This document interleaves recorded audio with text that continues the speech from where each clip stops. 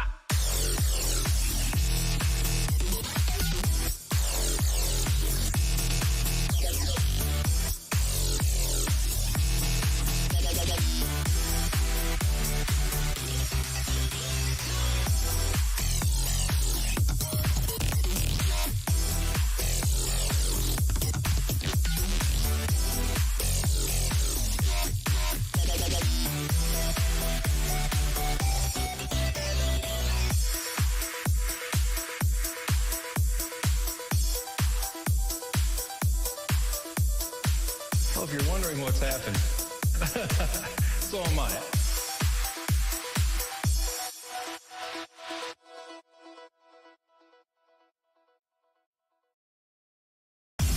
Now let's get to work.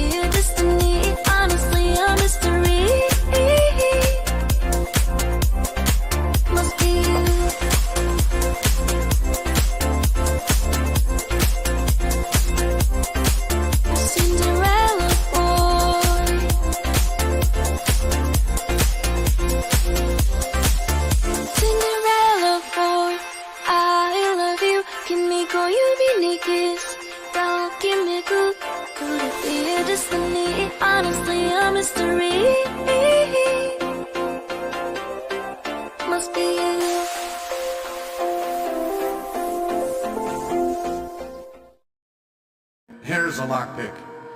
It might be handy if you, the master of unlocking, take it with you. Looting through the rubble, leaving cities war-torn, still incurring more scorn. Ragged and I'm forlorn, trying to unlock this. Open with my lockpicks, punching with my second hand every time the clock ticks.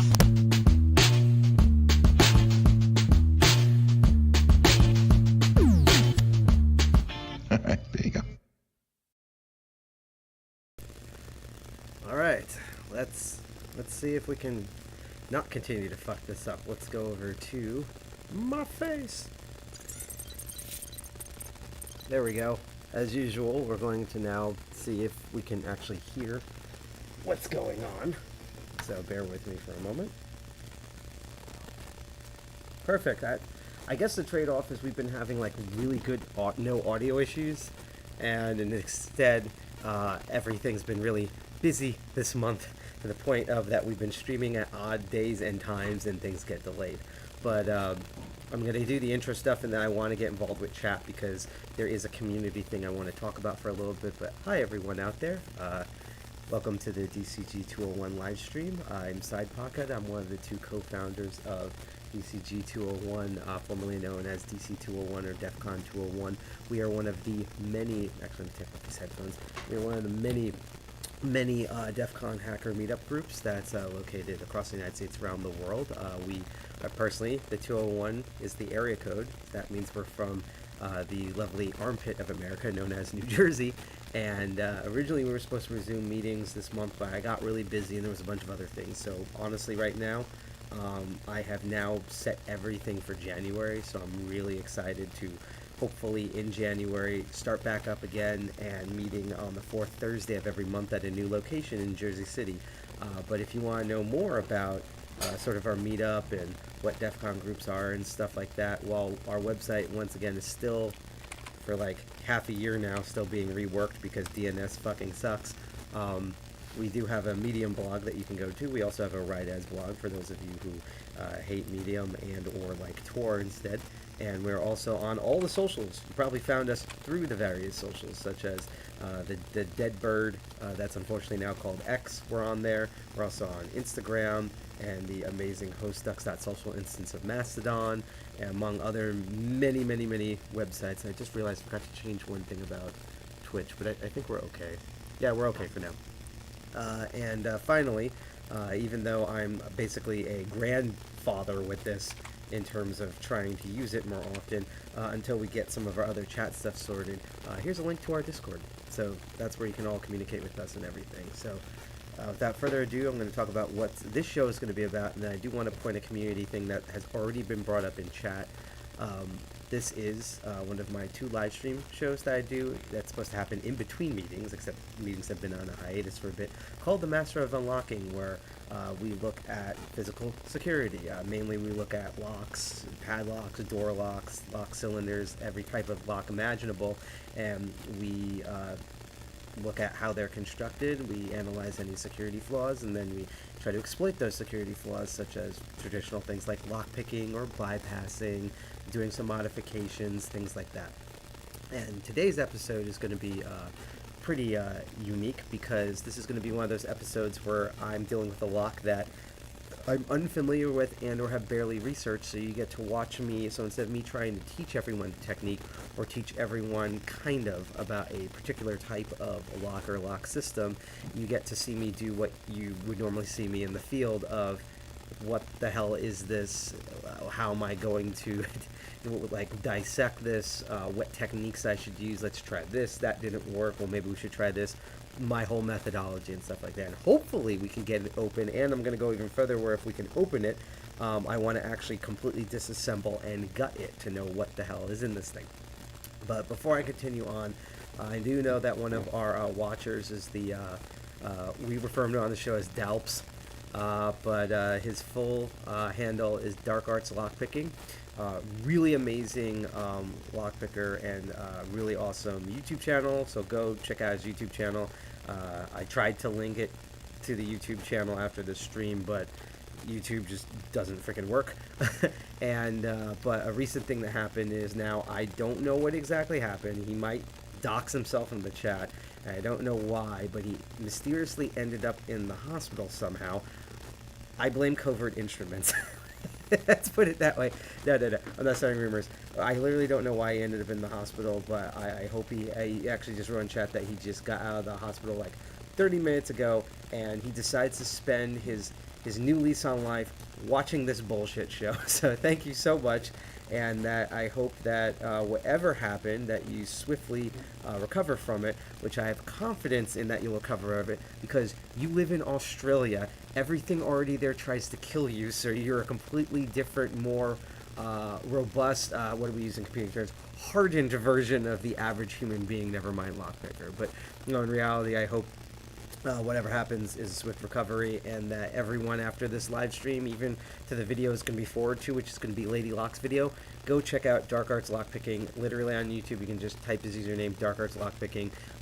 There's been a lot of topics that I've been inspired from, including me learning new stuff literally from his videos when I started doing this hobby like 6 years ago. So go check his channel out. Before we go on, just a little bit of housekeeping stuff. So, one, If you like all the content that you see, and once again, a lot of people did this right before I turned on the live stream, whether you're watching us on Twitch, on YouTube, on PeerTube, Odyssey, or Kick, or whatever, go hit that like, follow, subscribe button if you're on YouTube, because remember, YouTube's a poorly coded piece of shit. Make sure you click that bell and turn on all notifications, because it really should do that by default, but YouTube hates its users so much that now they're making counter anti-ad stuff, in which now there's a terrible arms race. So there you go with that. Although there are probably a couple of smart ones of you who are using the invidious instance that you can mirror through Tor, so you're watching us literally through the Onion network on incognito, which is friggin' awesome, by the way. But if you do follow us, not only does it help all of our channels to get the word out about our group and cool content like this that I put on and others put on, but you will also receive, if you have profiles on these accounts, or notifications on when they go online. Plus, if you follow us on particularly every one of those but PeerTube, we get, but PeerTube and Odyssey, we get a notification I show you on. With Odyssey, you have to do the weird token thing and it gets a notification. It still hasn't happened yet. I want to see it because I want to make sure our notifications work. But, so that's one thing. Two is that, once again, I love a lively chat. So if you, want to ask, like, why am I wearing a bright traffic orange Wikidata hat? Or what is this space, which I will be answering about where I'm live streaming in a moment. Any of the questions of the lock that I've been working on, talking various stuff in chat. Please feel to do so, even if you're not engaging with me. But if you are also here to watch me work on stuff and hack and learn from it, or more realistically, you're going to watch me suffer. As I always keep saying each episode, if you're a lurker, we'll keep lurking and keep learning. I just want to read the chat real quick. Oh, Jesus Christ here. I'm going to read this out. I hope you don't mind. Well, you already wrote in chat, but I'm going to read it out loud. So Dalp said, possible Crohn's disease, extreme abdomen pain, lots of blood where there shouldn't be. Now, to be fair, back when he was running his YouTube channel, extreme abdomen pain and lots of blood everywhere was basically Locke Lab's entire thing, particularly when he would be re-gutting locks and pins would be flying out of nowhere. He would drop locks onto himself. Yeah, lots of abdomen pain and blood everywhere. But I do digress. Again, with all of that, I really hope you do have a swift recovery, and I hope that if you're still in pain and all of the high-level medications that they give you in Australia that we take here in the United States recreationally are not helping, maybe watching someone else suffer will make you feel better. So that's where we're going to get into today's topic here. And let me go over to a brief browser desktop moment to explain this. Then we're going to take a short break where I'm going to reorient the camera because I still haven't yet set up the second camera. I'm going to set it up in November. And we're going to get right into watching me suffer with this thing. So let's go over to desktop mode. So, as I said, there's our Medium blog. As you can see, it has a lot of stuff on here that are not our meetings. In a day or two, I'm going to make a post that's going to update a lot of internal stuff, including a new social media platform that we're on, because we're already on 8 billion of them. So stay tuned for that. I want to say that will go up probably by November 1st, so that should be neat. But I also wanted to segue into something that probably everyone sick and tired of me is saying, but literally, I think this is so awesome that I'm going to say until the end of time, which is, and let me put the URL in the chat at this point. There we go. So, probably remember there was a period where I was live streaming even more sporadically than I was now, and I'd be live streaming from a McDonald's or in the PATH train or in the sewer or Murphy's house, something. And that was a terrible time period in the summer, but recently I joined a really awesome hackerspace that is in New York City because all the ones in Newton, North Jersey have literally caught on fire.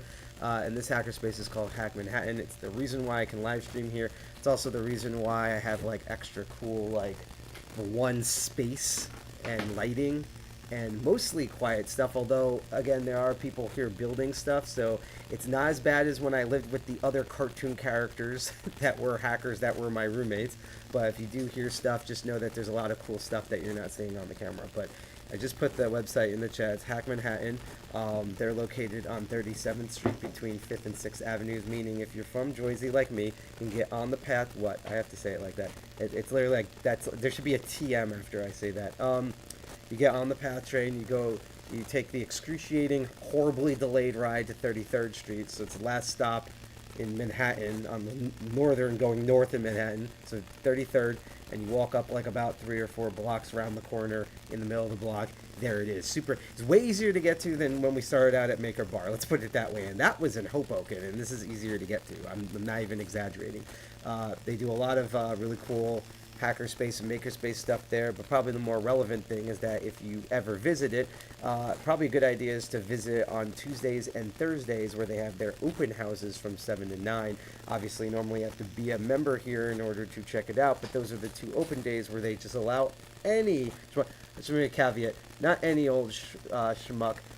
Despite my brashness, that, you know, obviously if you're a giant dick, you probably won't last very long here, although, again, I became a member, so that might be, I don't know. Anyhow, you can go check it out. So Tuesdays and Thursdays, 7 to 10, and every second and every fourth Tuesday of each month, I do in-person lockpicking stuff. So if you like the live stream show, and if you're in the area, you can show up on the second or fourth Tuesday if you don't want to show up on the other 2 awesome days every week.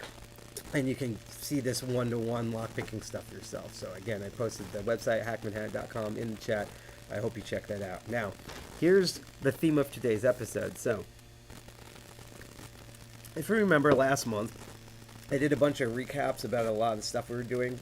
And we focused mainly on, oddly enough, I went to a blockchain conference called Evertask because I was doing lockpicking at a booth for a really awesome company. I did mention, though, that the other thing that we did was shortly after, with Hack Manhattan, I did lockpicking classes at the Makre Faire in Coney Island. So Makre Faire it's kind of exactly what it sounds like. You've heard of Make Magazine and people who build like robots and furniture and, you know, giant moving skeletons and things like that. Imagine like all of them crammed into one giant space, and that's what it is. Think of a hacker convention, but it's more of like coding and building shit than it is like the traditional, like when people say hacking, they more mean cybersecurity. But it's like the same sort of like, you have a bunch of different booths, each representing different organizations, and they have cool things to show, and holy shit, Hack Manhattan had a lot of things to show. It's really annoying actually, because they were like, apparently they were hyping up the fact that I was doing the lockpicking stuff there, but dead serious in reality, I felt like every other person who had a demo station at Hack Manhattan, and we had like 5 tables or something, had way more interesting shit than I had. I'm trying to remember what we had there. Well, first of all, we had there are 2 amazing members. Again, come Tuesdays and Thursdays if you want to see this in person, who do retro gaming stuff, and their current project is that they are cracking Japanese Domoko cell phones in order to preserve the software, mainly the video games, on those cell phones. And they could explain way better than me, and that's also not the show, so I'll leave it at that there. There was a perler bead station, there's 3D printing station, there was all sorts of stuff, and then I'm like the schmuck-looking homeless guy who is like teaching how to pick locks. So it was awesome, especially when transit wasn't screwing me over. The reason why I'm bringing this up is because of today's topic, and let me go back to face mode. Then we're going to take a short break so I can reset the camera up, breathe, slam my head through a wall, and then we're going to deal with this bullshit. So, like I said, when I was at the Makre Faire, it wasn't just like advertising of like, hey, we have a guy who's going to do like crazy lockpicking stuff. Like staff was excited. And out of nowhere on the second day, apparently they had this thing to gift me. Yeah. And you can see it on the bag here. It says for side pocket, in which, you know, I'm not a stickler to how people do my handle.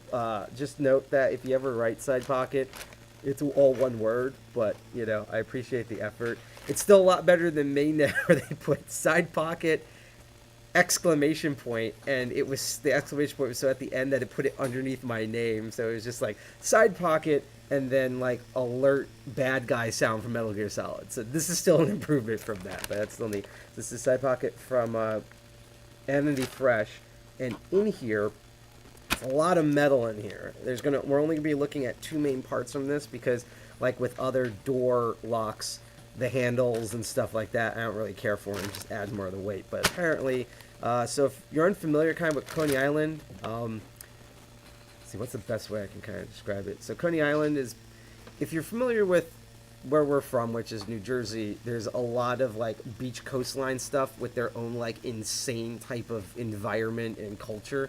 So Coney Island's kind of like New York and particularly Brooklyn's version of that, where it is a popular beachfront that used to be an island before it got filled in both naturally and artificially. And there's an amusement park there. There's a lot of sideshow and carnies, and it's just known as for its weird history. Put it this way, as a New Jerseyite, if you're a fan of like weird NJ and like weird lore and historic facts and people, that's literally all of Coney Island. It's basically like the giant other folder for the rest of New York.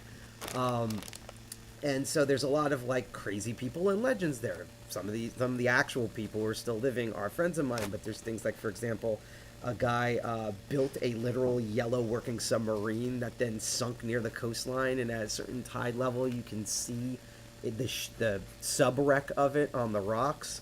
There's a lot of like myths, and what's even weirder is some of the strange historic stuff there, like some of the previous attractions, including the giant fire that happened about like 2 centuries ago, which is why we actually have a lot of like business and standard laws now in the United States in general.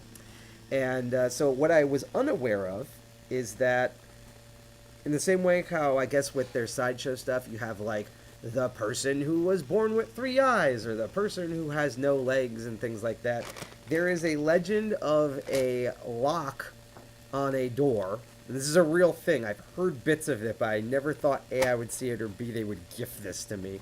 That apparently the people who know how to do lockpicking in the area have never been able to open this, so the locals deemed this lock unpickable. And accordingly, apparently, when they heard that I was going to show up there, they had a professional locksmith remove the lock, all the parts out intact, put in the bag, and gifted this to me. And they didn't even know I did this show. They just wanted me to have this as like a thank you for coming here, and like this is your like Coney Island present. But I told them, oh, I have a live stream show. I guess I know what I'm going to do 2 episodes from now. So this is what we're going to be looking into. I've already done some preliminary research on here that I'm going to kind of get into about this lock, including some misinformation that they gave me. Not because I think they hated me, but because it's really easy to confuse a ton of lock stuff. I mean, I was even confused about some of this stuff. Like, if this was a couple of years ago, I'd be even more confused than I was now. And essentially, we're going to go over it. We're going to attempt to pick this thing. And if I'm able to get this open, in which I hope so, because, you know, I'm never confident at this, I will then attempt to actually dissect it. And even if we can't dissect the lock cylinder, the mechanism that's housed in, I'm pretty sure I can probably open up. And that is already interesting in of itself. So I'm going to put this down. You're going to hear how heavy it is and probably feel it. And we're going to go on a quick break. I'm going to play some music, take about a minute or two. One, so I can go scream at a wall for a bit because I know how annoying this is going to be. But also because I need to move the camera so we're at like lock camera proficiency zone. So enjoy the music. I will be back in a minute or two. See you then for more Master of Unlocking. Give me a bit.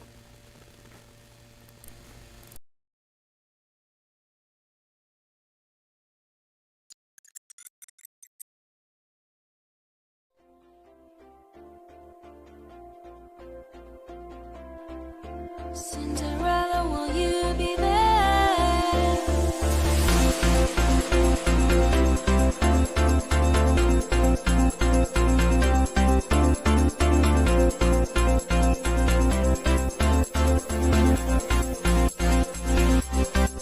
Cinderella boy, I love you. Kimiko, you be Nikis.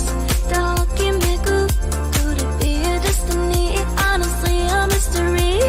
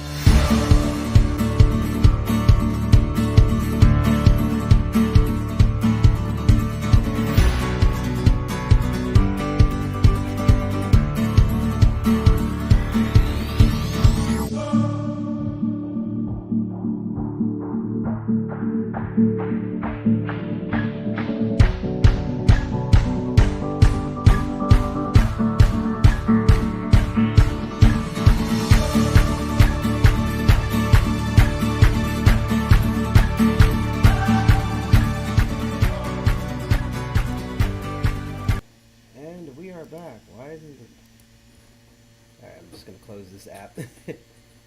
There we go. That should shut it up. All right, here we go. Let's go investigate this lock. First thing we got, wrong setting. Here we go. Ta-da! All right, so I have the table here. Angle this up a bit more. There we go. So as you can see here, came with a plastic bag with my name. Let's move my everyday carries over to the side here. And this is going to be, also, here's another thing about this. I'm doing this without gloves, which is already a risk in of itself. Not only am I dealing with metal with, like, not really sharp edges, but potentially sharp edges, but I'm used to handling this. What's really nuts about this is I can tell that this has been around for at least, like, 60 years out in Coney Island, because holy shit is it dirty. So you're going to see, like, you see how pristine my hands are right now?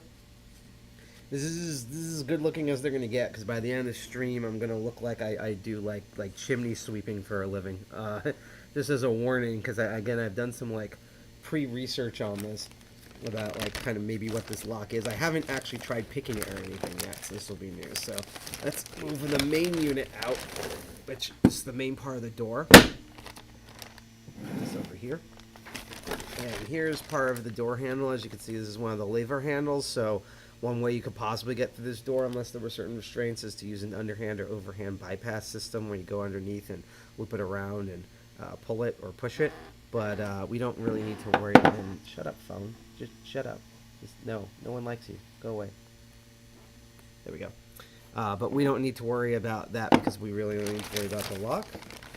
It's the other part of the door handle here. I'm going to put to the side. They like literally had the lock person. Like, I'm actually, I was happy that they didn't just like give me the entire door, which if you remember some past streams I've had, that's actually happened, where like instead of like taking the lock out and giving it to me, they just dropped the entire door off at my old residence, and then I had to take it out myself. So I'm just glad that they did not do that. So I'm gonna put this bar part over here, and it's a hackerspace, so you're gonna be seeing and hearing a bunch of different odd stuff.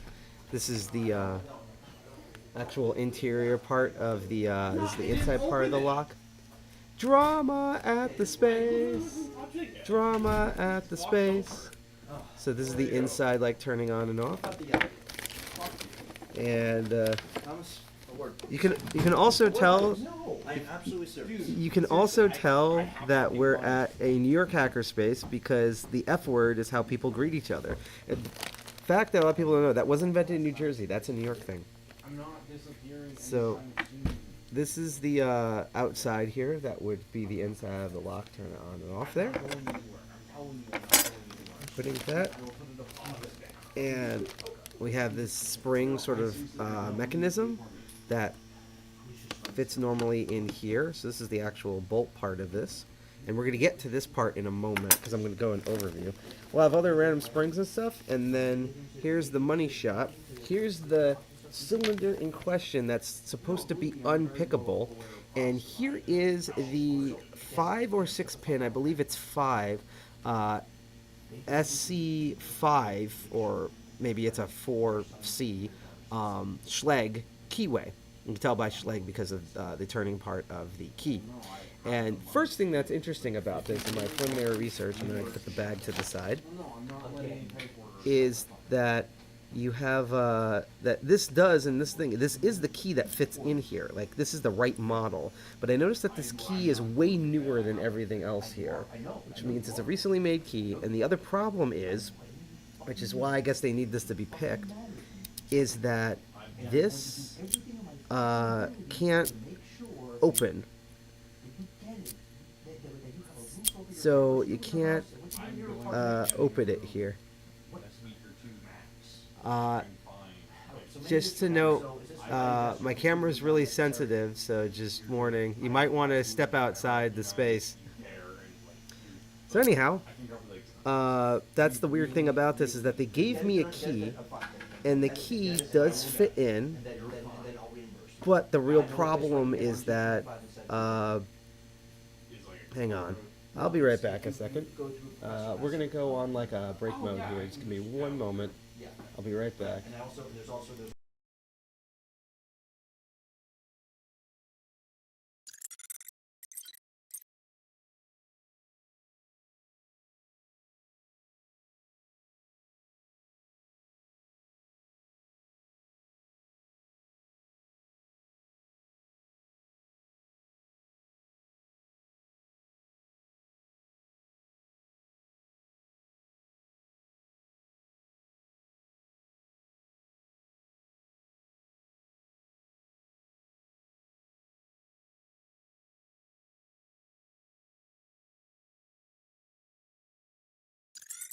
Okay, we just wanted to make sure people knew about that. Alright, so again, this is the correct, so the thing is, this is the correct type of key. At least it's like a schleg that fits in this keyway, but this is not the correct key, or maybe it was cut poorly or something, because this key does not open this lock.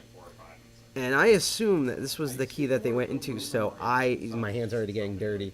So they really want me to pick this open, because they don't know, like, this is not the right key. Nobody knows what the bidding is. So again, I'm going to try my best. There's no guarantees, but we'll see how well the unpickable lock, because to note, no lock is unpickable, but this might be above my skill level. So we're going to see how tonight goes, but I'm going to put this aside. But actually, one last thing before I put this aside for a bit. We're going to talk about this, and then we're going to attempt to actually pick this. So this backing here is... I do have some theories. I will get into that in a bit.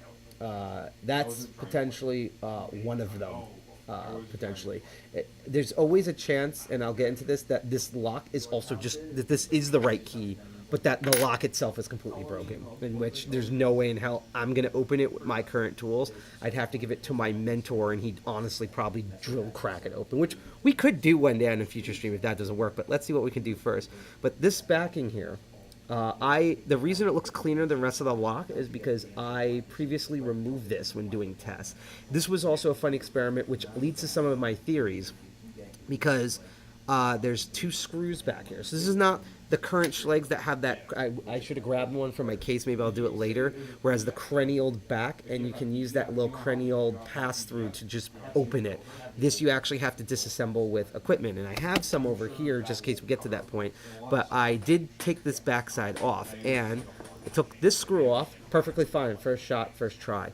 The second screw was a big pain in the ass, mainly because at the time, this screw was almost completely black. So it was so dirty. I was like, okay, maybe that's why it's not opening. And I put some Dawn soap on it, with some, like, mixing with a lot of water, loosened it a bit, put some degreaser on it, made it better. I still couldn't get it open. I even put the screw bit on a drill, and it wouldn't open. And the funny thing is, what finally got it open, because I was right, I did have to loosen all the dirt.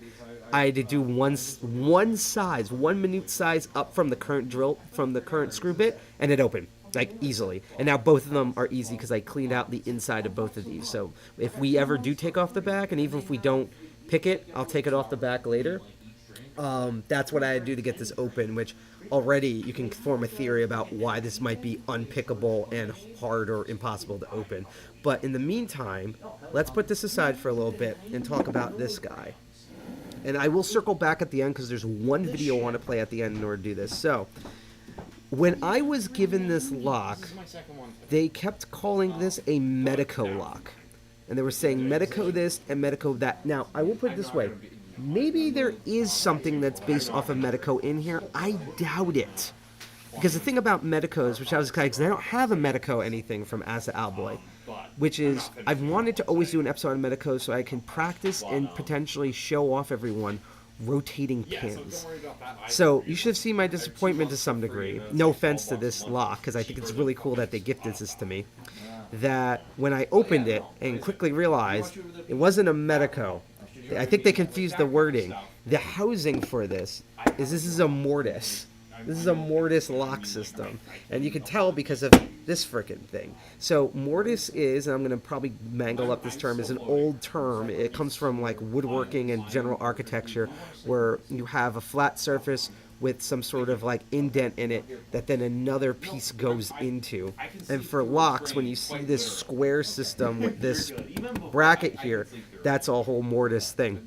And what's also kind of unique about them is that many of the modern ones have a built-in type of bypass security, where you know normally you'd be able to take like a card and go in if this was unshielded and push it down. If you push it down on this section here, all of it goes in. And this is the part that would face more inwards.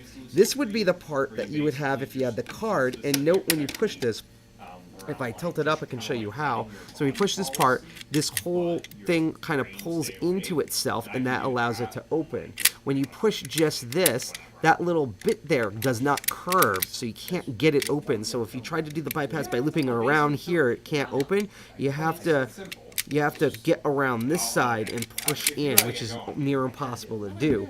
Now, there are techniques and there are equipment that can defeat these, but we'll disassemble this and look at it at the end. Let's focus on the actual cylinder itself. And I'm going to read the chat a bit because you guys awesomely have been jumping ahead, and I have some theories about this before we attempt to use tools on it. So, does the core wiggle a little? I actually can't remember. I will test that later. So, by the way, so I don't know if you guys hear this, therapy is going right now. It's really crazy. Welcome to being at a hackerspace. But the thing is, and we will have Jesus one day on the stream, by the way. So let's see here. So someone said, Sky Wiggle Dork says, so early guesses on why the lock is unpickable to pick. My guess is the driver sits below the shear line and a spring is mangled. There is very good possibility that this lock is fucking broken.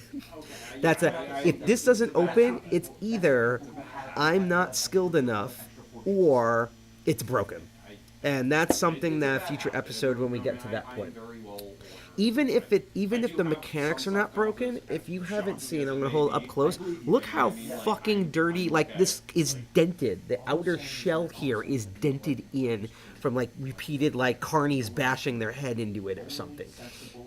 So it also might be similar to the backside of this originally, just so goddamn dirty that nothing works. Now, I haven't been able to put like a degreaser or something in the lock. I have used a ton of Houdini lube on this thing over the past couple of days, and even when I got it, all the pins moved up and down smoothly. But I did lube it up a ton, just in case something's stuck. So, unless something is stuck further up, or there's a different thing that's stuck inside, because I also sprayed it around the sides and everything. Because the other thing I'm also wondering, that I won't be able to test tonight unless I take this energy drink and cut it out of the can. I also don't know if this is shielded. I think it might be just because of the construction. So if I might be able to, if I can find one of my core shims, or if I make something out of this, maybe I'll do it off cam and show it on a future episode. I will see if I can also like stick something in the sides here, because if that happens, then I'd be able to just gut this really fast. But we can focus on picking this in a bit. Dalp says if the core moves a little, that's a good chance that it's not completely seized. Exactly. Because again, this is the key that they gave me. Okay, this is the Schlage key they gave me. Goes perfectly in, smooth, in and out, retains a little bit. You have to pull on it. Does not open. I even tried it like at different lengths and stuff. I also haven't bumped this. We could try bumping it all the way at the end, because I do have the bump key for this. So if it fits, we can try bumping it. I just don't have the right hammer for it. So regardless, let's do methodologies and try to attack this to see if we can get this open in traditional lockpicking sense. Also looking at the key, there's a lot of like, it's a high, a little bit of low, high, and super low. So that also might throw me off. Let's find out. So usually with methodology, like if this was actually in the door, you know how I'm always like single pin picking and stuff? I have my own thing about going about this. So my whole thing is I try all the bullshit easy stuff first, particularly if I don't know what it is. And the first thing I do if I don't know what it is I developed this technique, by the way, or I'm one of the people that developed it and popularized this, is I take a tool that has a completely flat edge like this city rake, and we're going to go in, we're going to put that flat edge pointed towards the key pin, so it's the flat edge is pointing where all the pins are, put it all the way in, and I'm going to push all the pins up, and I'm going to pull it out slowly, and you guys might be able to hear it at home, you know, if we can hear it over the two white guys arguing, and you might be able to hear it. I'm going to be able to feel it, and we're going to count the pins dropping to see how many pins are in here. So here we go. I'm pulling it out. 1, 2, 3, 4, 5, 6. I believe it's 6 pins. Let's try that again. I'll be completely quiet. We're going to count again. I'm going to hold it even closer to the microphone. You should check out the door and all these things like telling me like, oh, apply for this. I'm like, whoa, back off. I will come to you. Like, thank you Hold for on. letting me know. Like, That one I only heard 5. Let's try this again. I like want to run. You know what I mean? Let me, like, I know my needs, and I will. I'm getting better. I 6 pins. So this is a 6 pinner. So we know that now. So the first things that I do is I try to rake this thing. So I'm going to take all my tools out that are just kinetic attacks where we vibrate all the pins until they open. I'm not going to deal with an S rake, by the way, simply because I use X rakes on things that are 4 pins or less. When you try to use an S pin, particularly on a 6 pinner, you can use an S rake to open a 6 pinner, but it takes forever because you have to cover so much surface of it. Your hand's like a giant blur when you do it. And by the way, I'm also going to test right now. Let me get all the different bottom of the keyway tensioners out. I'm going to get all the top of the keyway tensioners out because I don't know what sort of thicknesses that we might use. We'll try different tensioning stuff when we do the single pin picking. And let's just see if the core moves in general.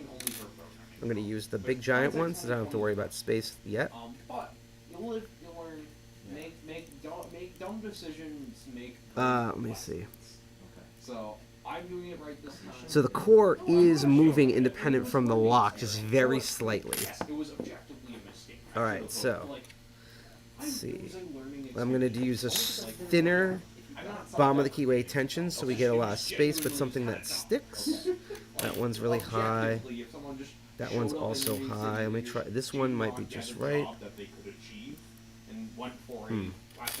Let's see. I'm just going to try different ones and see which is the lowest profile that sticks. That's this guy. So, let's do just like actual triple peaks first. So first I'm going to use my worm rake just because it's the one that is consistently good at triple peak opening things more than the actual triple peak.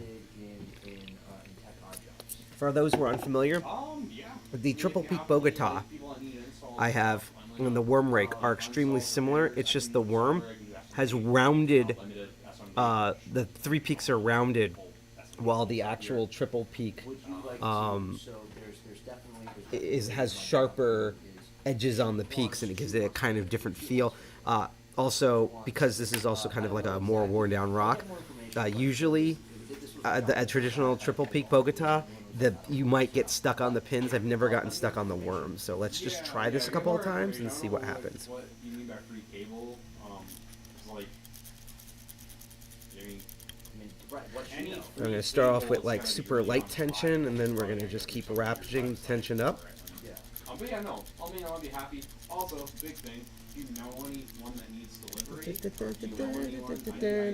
might get like business cards. Yeah, good sign that it's moving. It's very little, but it is. Also, I want to hear this when I take off the tension.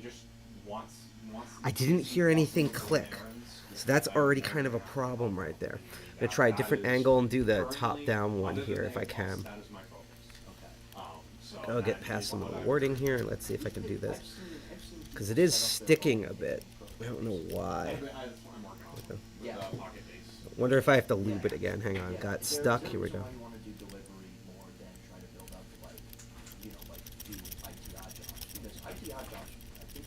Oh yeah, if you can, I'm down for both. Yeah. I'm not. When I say focus, it's like that's just like things I have control over. Like if you have an IT odd job, like let me know. Like I'm right now, I'm kind of in a scrappy phase. We're all broke and need jobs. I'll let you know. By the way, if anyone has any questions about what I'm doing in chat, let me know. Basically, like, it's kind of funny because, like, you're watching me as a show, and in the meantime, there's actually kind of an in-person, interesting Maury type of show going across from the table that you're probably hearing pieces of. So the new thing I'm going to do with the worm, and I'll do the same thing with the traditional triple peak, is I'm going to kind of do like a go back and forth, but I'm just going to kind of use it more like a city rake and just vibrate those pins up and down. Basically, yeah. So if you know anyone to tackle odd jobs or any odd jobs, hell, like if someone just needs something like. So that's not working. Now I did hear some clicks there. So things might be setting, but let's take a break from the wear. By the way, also, I didn't have enough time to set up. We actually do have a table that has a vise, and eventually, probably in January, I'm going to get a portable vise that I can clip to the table. In the future, I'm hoping to use the table for the vise, but as you can see, as I turn the camera around, for no reason, we have a shit ton of 3D printers on the table that actually has the vise, so that's why I'm not using it. So. So now that, because this is also heavy and kind of hurting my hand, but it is what it is. And also I'm going to take some breaks. So now we're going to do the traditional Bogota triple peak. Now my whole thing, oh, by the way, just as a preview here, one of our members is working on an amazing costume and it's really cool. Yep. Like I said, come by Hack Manhattan Tuesdays and Thursdays. That's when we have the open house from 7 to 10. You never know what stuff you're going to see there. You'll see me there, and if you see me there on the second and fourth Tuesdays, I will be teaching basics of lockpicking and security stuff and other cool locks. So, believe it or not, the traditional triple peak is not sticking as much as I thought it would. So, interesting.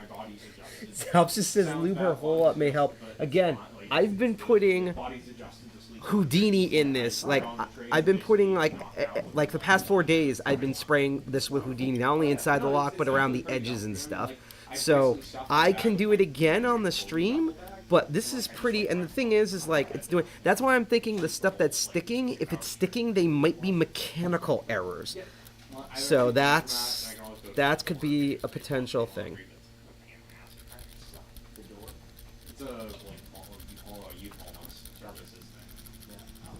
There's a lot about like when it comes to me wanting to support you, there's a lot that I have to learn. And all that, like, You're good. I'll let you know.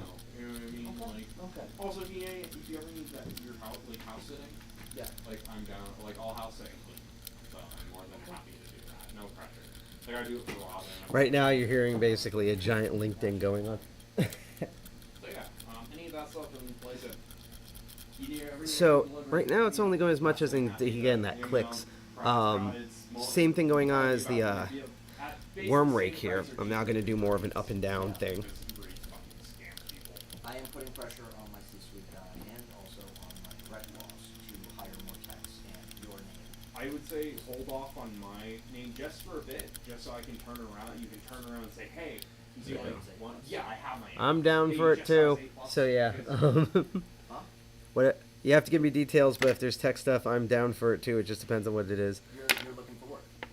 Well, probably moving on from my current job. Yes, doxing time. So there we go. So yep. So right now we did the rakes, the triple peaks. They weren't going well. So the next thing I'm gonna do is a city rake. Even though we were moving up and down with the triple peaks, city rake is more kind of designed as a key here. So maybe that might make a difference. Again, especially, let's actually compare it to the original key and see if we can find some similar patterns. Because the whole point of this is that one of these angles is supposed to look similar to the actual key. And I think this mid part in where it's all the way matches the front. And then maybe if we did an angle in the back, that might work. This is close except for one thing. So maybe if we do the wiggle on the whole thing, or maybe a bit in the front and then move towards the back, that might be able to work there. So we'll find out. Again, there also could be just mechanical. And look at this. Look. This is not as dirty as my hands could ever get with these like lock stuff, but this is still bad. And it was worse when I first got this. It was literally like I didn't even realize it was made of brass because that's literally how soot filled it was.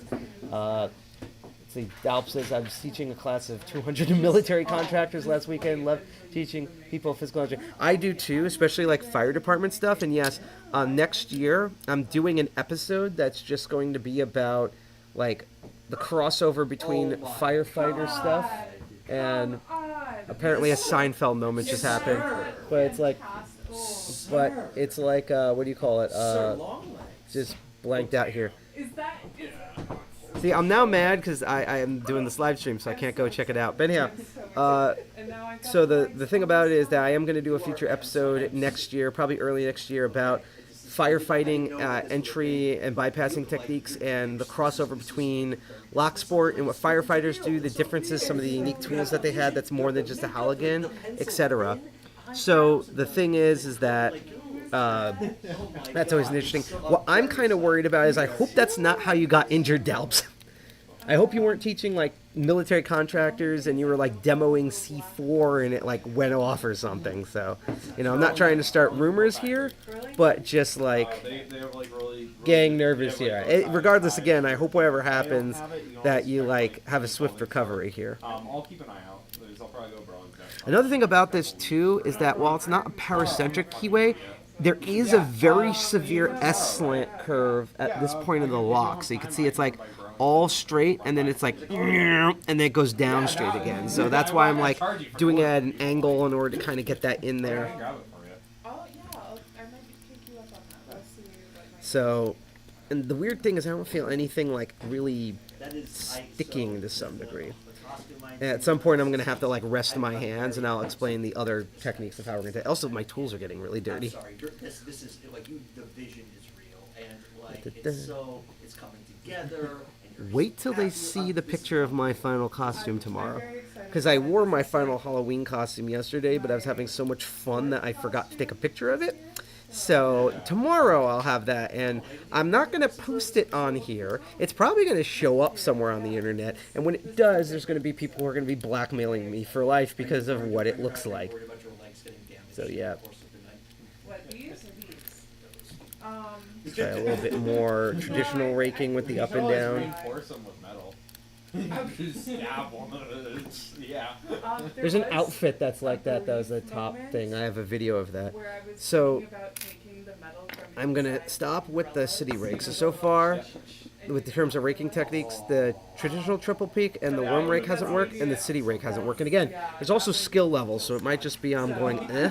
The next things I'm going to do in terms of kinetic attacks is I'm going to do zipping while I rest my hands for a bit.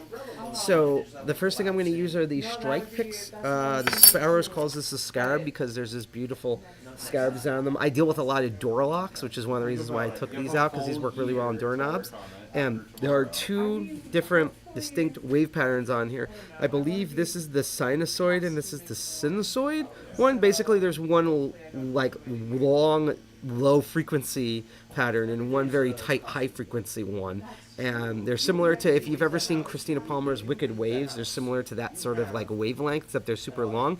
And the thing is, you put tension on it, you stick it in, push it where it's half the pins off, and you pull out like you're doing a zip. And usually after like 1 or 5 of them, they open. That doesn't work. I'm going to use my half diamond and do traditional zipping and see if that works. And then if that doesn't work, we're going to take another short break and we're going to do single pin picking. So let me just relax my hand here, especially since I had a small mosquito bite wrist injury earlier. So let's see here. Zalp says, what's funny when they learned what it is, I do they all move back from me? LOL. I had to get security clearance and we had to have an escort everywhere we went. What the heck? Okay, I know you're probably classified, but now I'm really curious about what the hell you were doing. Especially because this is like Australian military contractors. So I'm like, what were they like? Okay, you know what I just realized? You said you had abdominal pain, right? Were you fighting a kangaroo? That's not even a joke, because kangaroos are jacked, and like most people think kangaroos are going to kick you, but a lot of people don't realize that their like upper body strength is ripped, so they usually just deck each other in the face. And considering like big kangaroos are about like waist height for an average male, were you trying to like pick a lock off a kangaroo and it punched you in the gut? Because, you know, my condolences, I'd be shocked if you lived through that, which you obviously did. Another interesting thing too about this cylinder, by the way, before we go into the zipping, I don't know if this was like a locksmith thing or if just on the install, because it doesn't really show up here, maybe at a distance. There's all of these like cuts on the outside of the cylinder, and I don't know what that is. I don't know if that's damage. A lot of them look deliberate, so that might be like a marking thing. I also have here, it says LO made in the USA, 156. And the company, by the way, is called Ulmet. And I tried to look up this company. I had a hard time doing so because I found 4 different companies all working in lock and security stuff that are Ulmet. I wouldn't be surprised if this is a variation of like a normal Schlage modern keyway. Yeah, and I'm on freaking live stream. Unless you want, unless with your hair, if you want to teach painting, you're good. So, yeah, I think this is like a variant of like a freaking normal Schlage same way, and it's like a variant sort of thing. I don't know. I trying to describe the thing. I don't know. I feel like I'll say this on camera. I don't know. Every time he shows up, I keep being like, "Wow, this is the whitest conversations I've walked into." Because he's always talking about like jazz and things like that. Not normally. That was just the other night. Yeah, this is the I've met him like 3 times, including this time, and every single time I'm like, "What 90s like." If you're a fan of Friends, you'll like this show sitcom that I walk in. So yeah, let's see. Sign. Yeah, you had to sign NDAs, but again, I'll put it this way: blink 5 times if you were trying to pick a lock off a kangaroo, and that's how you got injured. So now that my hand's more rested, let's try zipping techniques. So like I described before. I'm going to take the low profile tension wrench and stick this in there, and we're going to do the low frequency one first, just to change things up. So what you do is you put this in, you put it all the way in the back, lift this up, and I'm going to keep ratcheting tension up as I do so. City bike for bike ride. I have never biked in the city. That sounds Good. You want to live. We could always, I mean, you could always go to the west side highway, like the Empire State Trail. It's like a separated bike lane. It's really nice. You don't have to play Dodge Card. Hey, I have Dodge a card. question for you Worst about video game biking ever. culture in the city. Why do so many cyclists think it's okay to run red lights? Because they're assholes. I'm not gonna. As someone who's a crossing guard, they're assholes. As someone who runs red you lights. fucker! Hey. When I do it when I'm on delivery. Because time is money. And They're I still also- assholes, but at least I- that's a job. In terms of like I the people that dress avoid- up as sperms, they're just assholes. Fuck you. What? I own a skin suit. Wait, do you have like the shades that look? Do you have the shades that look like VR glasses too and everything? No, I Okay. with sunglasses. Just curious. I Welcome to this space, by the way. You should totally visit Hack Manhattan on 37th So, Street between I 5th and try 6th, to- especially like, in their open I house try- Tuesdays and with people, Thursdays. like, with And again, if pedestrians and anyone stuff, has I any try to questions, find please ask in chat. And if you like what you see, you can get updates as well as help out the channel by Yeah, I guess freely they're not subscribing really or following Twitch, YouTube, PeerTube, Odyssey, and Kick. And for everything except for Odyssey and PeerTube, we get notifications for that, and we get to cheer you on. I probably missed some if that already happened. So nothing's happened with the low frequency one. Let's see if we get. And I'm hearing clicks, so things are setting. When we go to the picking, I'm going to try just pure single pin picking at first, but then I'm going to try raking it to potentially do a full set and then pick. We're going to try nearly everything I can think of on this thing. That e-bikes. Oh my god. E-bike. These at least with me, like, it costs me calories to like go. You mean take? Yeah, steroids? basically now everything's an illegal moped. Yes, fuck the mopeds are the worst. Mopeds, e-bikes. Well, the thing about like mopeds, you need a license for, and now basically there's these bikes that almost reach those speeds, and yet and it's like on it goes like 50 miles it reminds an me hour. of that fucking drug from the '90s where now it's illegal, but in the '90s you could literally just buy it along with Spice Girl bubble gum, and they didn't realize until they had a bunch of tweaked out middle graders that it's like, oh, we should probably ban this. Yeah. No, there's other Meanwhile, they're worried about the to it. drug that makes I cartoons like, funny. I won't do it if the sidewalk, if the crosswalk's packed. You know what I mean? Like if I can't. Wait, if okay. I have to make Dalps, someone. if you're not joking, please describe what kangaroo tastes like. For real. If you actually ate kangaroo, I've never eaten it. I've eaten alligator, ostrich. And and by the way, I'm not one of those like rare life species thing. Anyone who like actually hunts like wild game illegally should be hunted as human beings. But yeah, I want to know what it tastes like. Put this way, they had 4 security teams in place just to get through the front door, including face recognition. Cool. So there's a person who used to be part of Tool that is now part of the DCG 212 meetings, which should happen in about a week or two, named Sleep. And he's one of those people where his day job is doing physical security, mainly breaking into buildings, and because he likes to brag all the time, he talks about it. So you know what? You should hire Sleep to go to Australia and try to break into that facility, because I want to hear the war stories, and then that way he can tell his version of events, and you can tell your version of events, and then I'll know if he's actually making shit up or not. That would be a very interesting experience, because I'll put it this way, I'm not going to do drama on air, but I of all the words I could describe Sleep, humble is not one of them. So, all right, so. That's not working, but we are hearing things set. Now, even though these are pretty good solid ways, I'm just going to try traditional zipping, especially because the head's smaller, just to see if anything's like different here. The one I went to last week, they do them every Thursday night, and they're pretty like beginner friendly. And they're a ton of fun. You're more than welcome to come whenever. This is what Bosnian Billy used to call bitch picking, by the way. Yeah. I mean, it's. Things are setting though, so we might end up having to do like a full set, because maybe there's even security pins in here, and then kind of do everything else. With like critical mass rides, they're technically like nobody really runs them. They're kind of just like a community-driven thing, so they can't really be like full. So, fun thing about this stream here. So, but, if yeah, you're it's leaving, can you what were you showing, like a near done costume or something? Because I'd love to see it. Oh, no, I'll be back. Yeah, or you can just send it to me. Yeah, no, that works. I'm highly curious now. See, you see all the stuff I sacrifice for you guys out there, and all I'm doing is suffering. You get to watch me suffer. It's great. See you around. Yep. All right, so we tried all kinetic techniques except bumping, and I'm going to try bumping very last. So I'm going to rest my hands for a little bit, and we're going to actually try single pin picking or like hybrid picking and see how it goes. Let's see. Dalps just says, I eat a lot. It's like, what do you mean by stronger flavor? Do you mean like more intense? Like, what's the flavor? And I imagine it's stronger because, again, kangaroos are fucking ripped. Like, I'm pretty sure they exist, but I've never seen, like, a fat kangaroo in the wild. That just does not exist. They're all ripped as hell. That's why, if I remember correctly, Australia has, like, higher glass standards and stuff because of those bastards. So, like, you know, I can imagine the meat's probably, like, tougher, you know?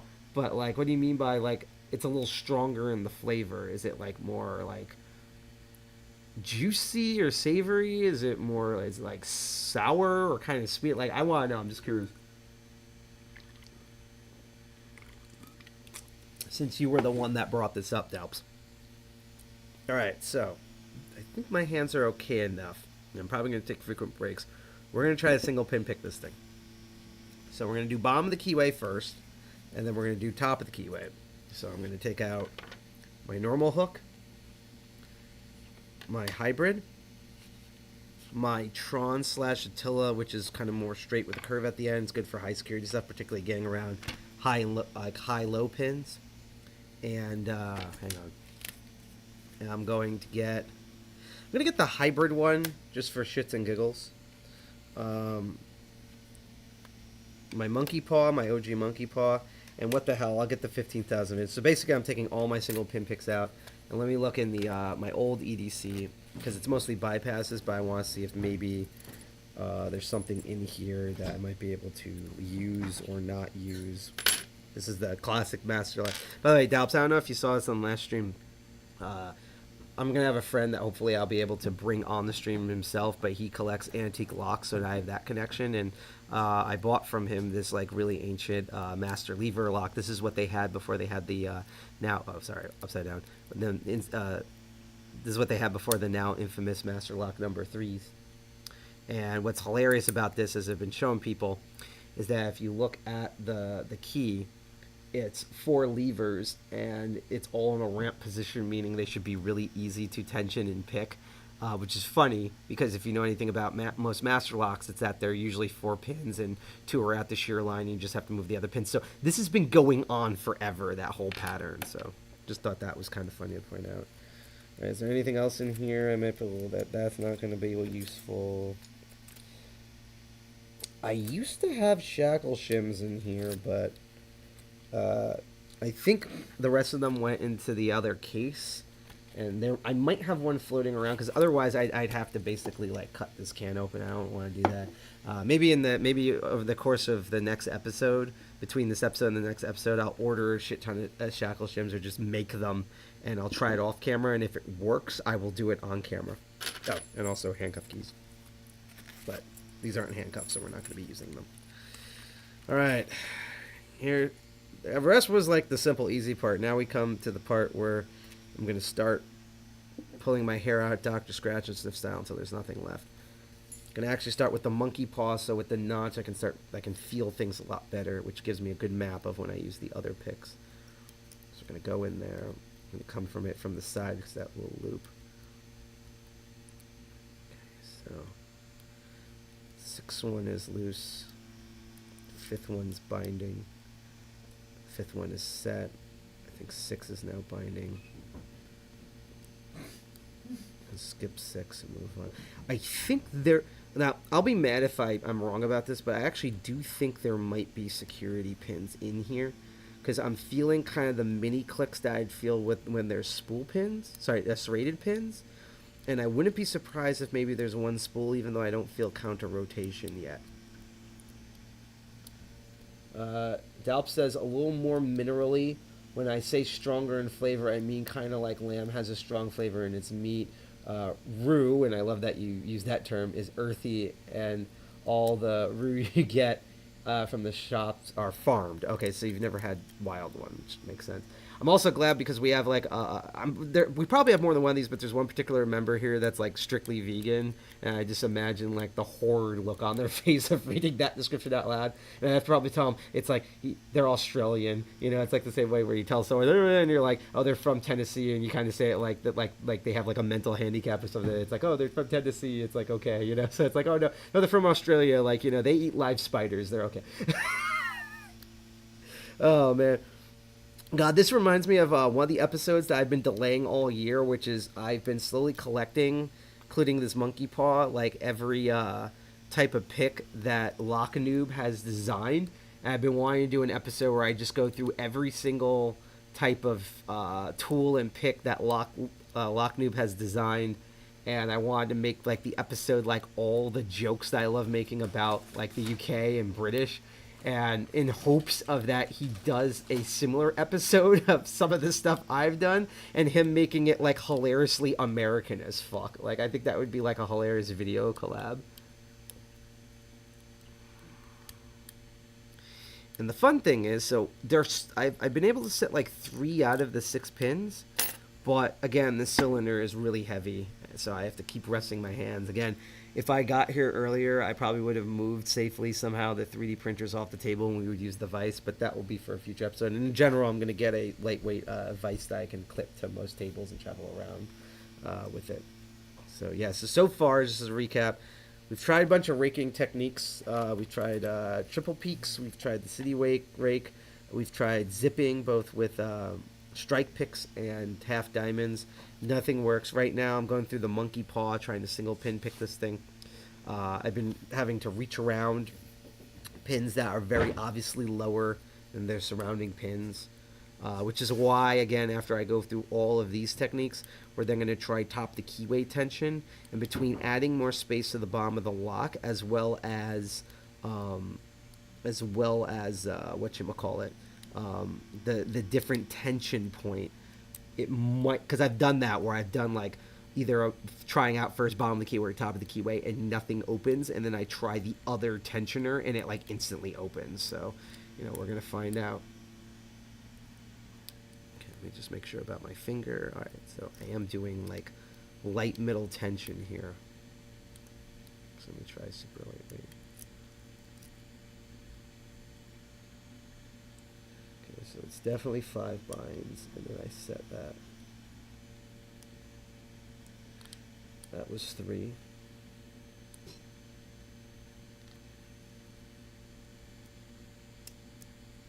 Yeah, I have to rest my hands again. Alright, so we're going to try some other pick variants just to see what we can get at. Just can't wait to do vice stuff. Again, this freaking wrist injury is driving me crazy. I got like it's been so warm here lately that mosquitoes are now out. So I got 1 mosquito bite, and that's not the problem. But I got it right here, and here's a main nerve that branches to a bunch of other nerves at your hand. So before I properly popped this and disinfected it, like my whole hand was paralyzed. Now it works, it just hurts.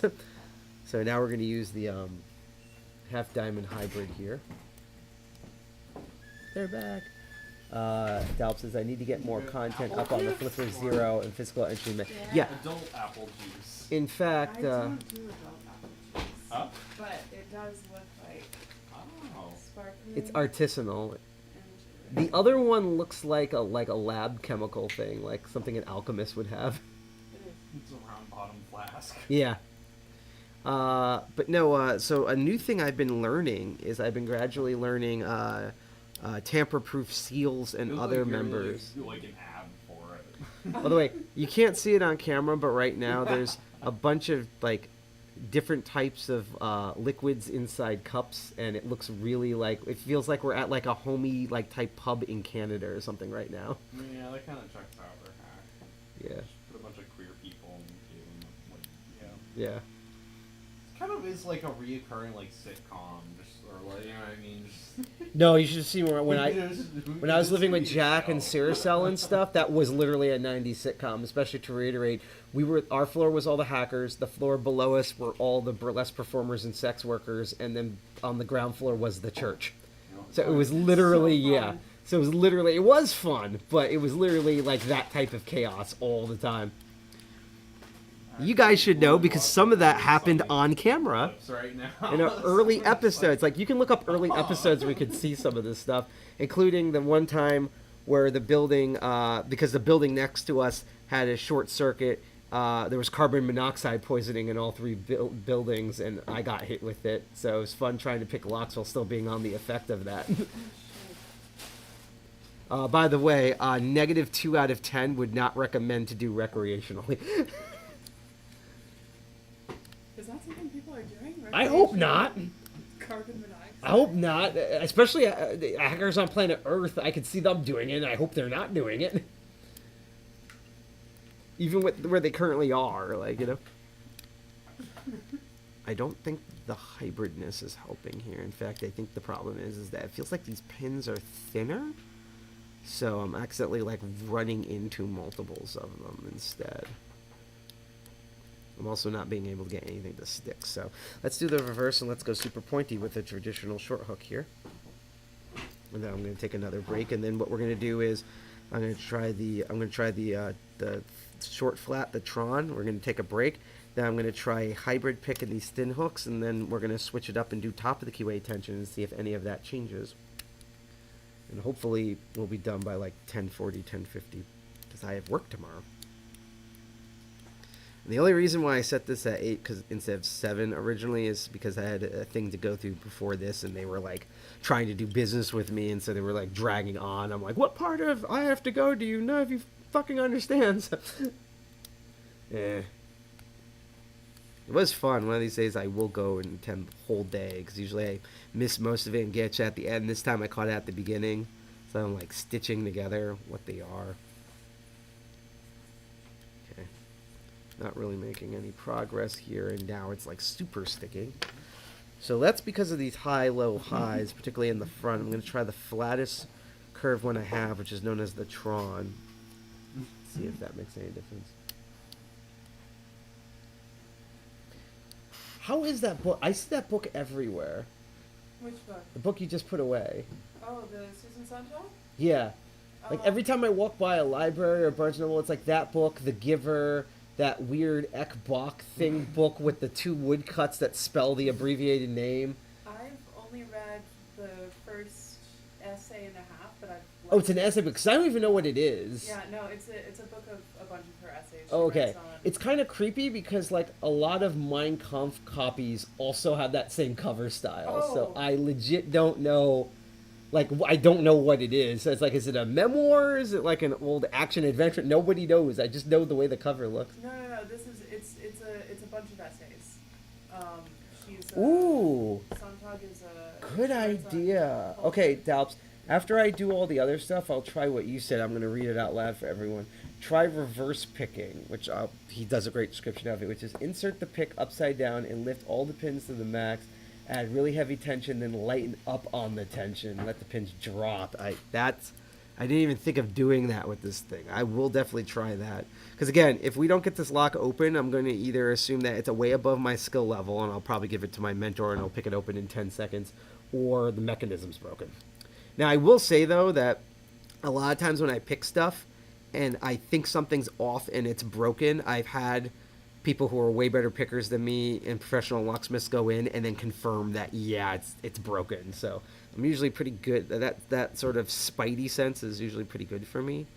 But yeah, we'll find out. Also, with that reverse picking, do you recommend a tool that's completely flat on the back in order to pick, or can I just use like any like normal curved tool or something? So I'm just curious about that.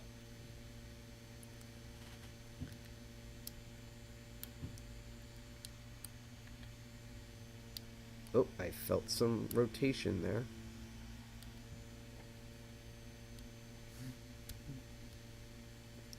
I'm also worried that because of the way the wording's going, where it just violently pops up, that I'm not like oversetting pins. Reset. Let's try this for the 4th time with the Attila / Tron. It's crazy because on Sparrows, if you literally order one, they send you the other. So everyone's just convinced it's the same fucking tool. Even though they list it as 2 separate tools, it's basically the same tool. That's what I'm doing with them.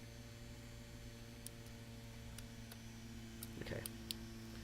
So I'm going to take a short break here, and we're going to try these thinner 15,000ths of an inch hooks, and then the hybrid one. Then we're going to try top of the keyway tensioner, and we'll do all the same stuff again, except for the raking, because otherwise that will pull the top of the keyway tensioner out. And if none of that works, I'm going to try Dalp's cool suggestion here. Let's see. Charles says, my brain stored the idea that reverse picking usually works better for wafer locks than pig tumblers, but I could easily be wrong about that. I could see where you're going with that with the wafers, especially because that with a lot of wafers, you're usually double-sided. Not all the time, but usually. So I could kind of see that more working better, but again, I'm worried that this lock is basically broken. So everything here is like a fool's day. Again, worst comes to worst, I will try to core shim it, and if that doesn't work, I'm going to give this to my mentor and have him look at it, and then he can tell me where it is. Where is Knight? Probably, okay, I'm going to make 3 guesses. He's either, and it might be a combination, asleep, which I doubt, but he could actually be asleep. He could be working, whether it's out in the field, even though it's late as fuck night for that, or at his own study, and or trying to find any of the shit in his place because everyone at his place keeps moving everything, or some combination thereof. Flail like a city rake. Okay, so yeah, something with like a strong back end. So yeah, I was thinking of like a city rake or maybe the half diamond, but as you said, put it in reverse. I'll try those.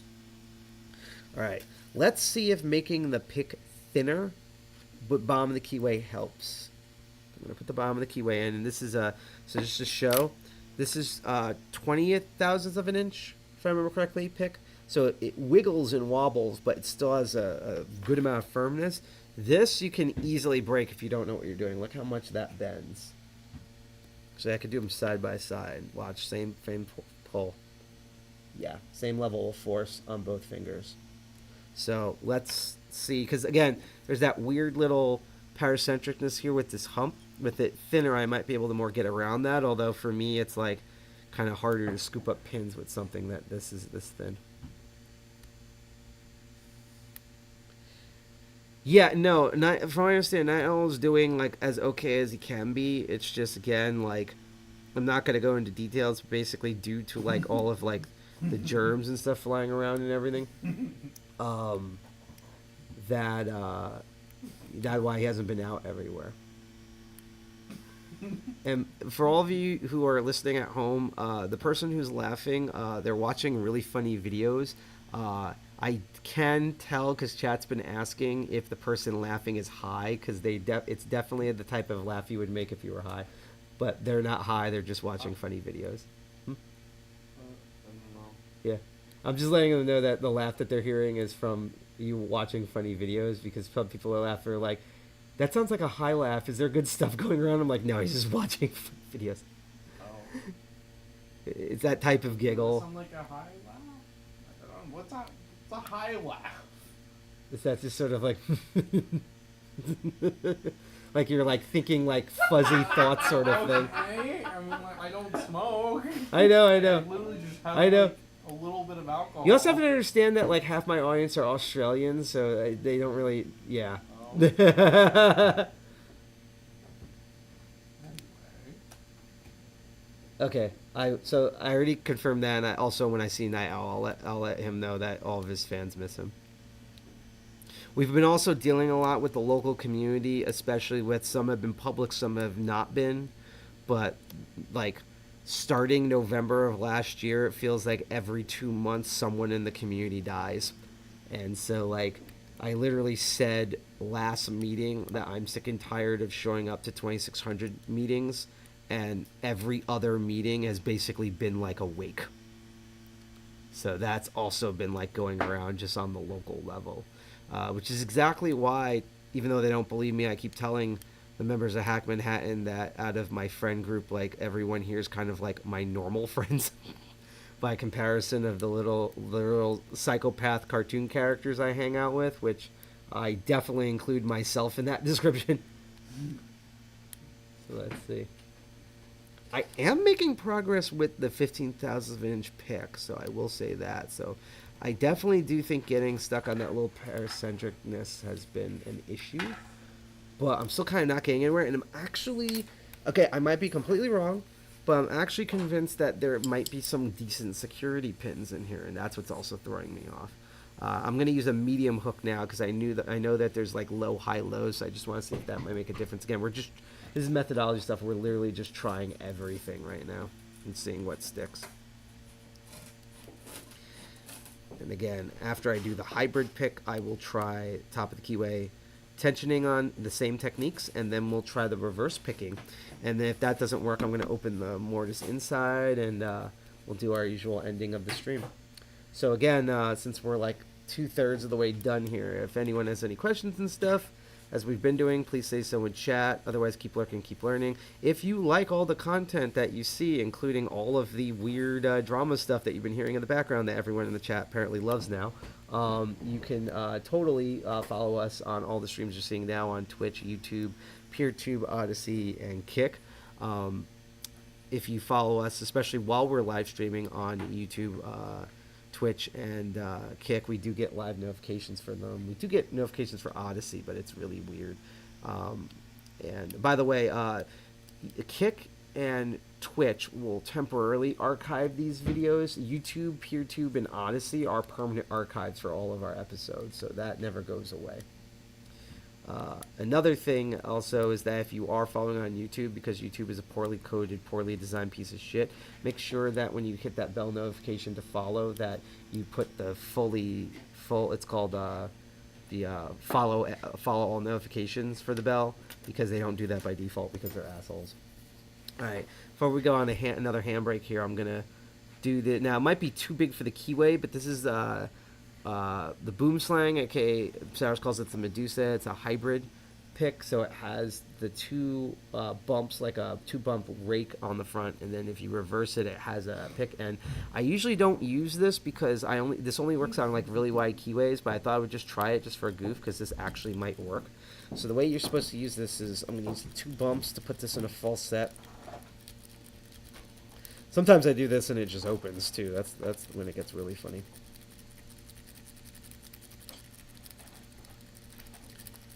Okay, I think everything's like that. Now I'm going to reverse the other side, and I'm going to attempt to move some pins in here and see if we get anything.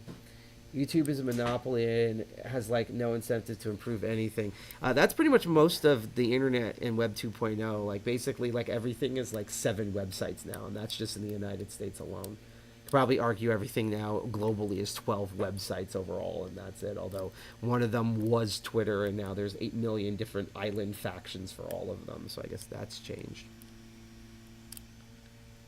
So yeah, the thing is, again, this pick's too wide, so we're going to try the actual hybrid method. So what I'll do is I'm going to put that tension on. We're going to do the worm triple peak, and I'll do some proper raking here.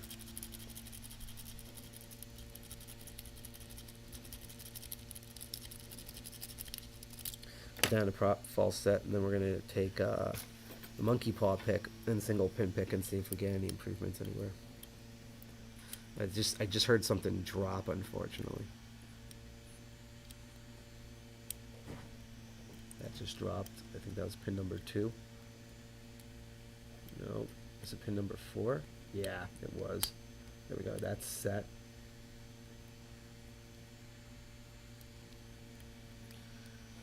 Oh, all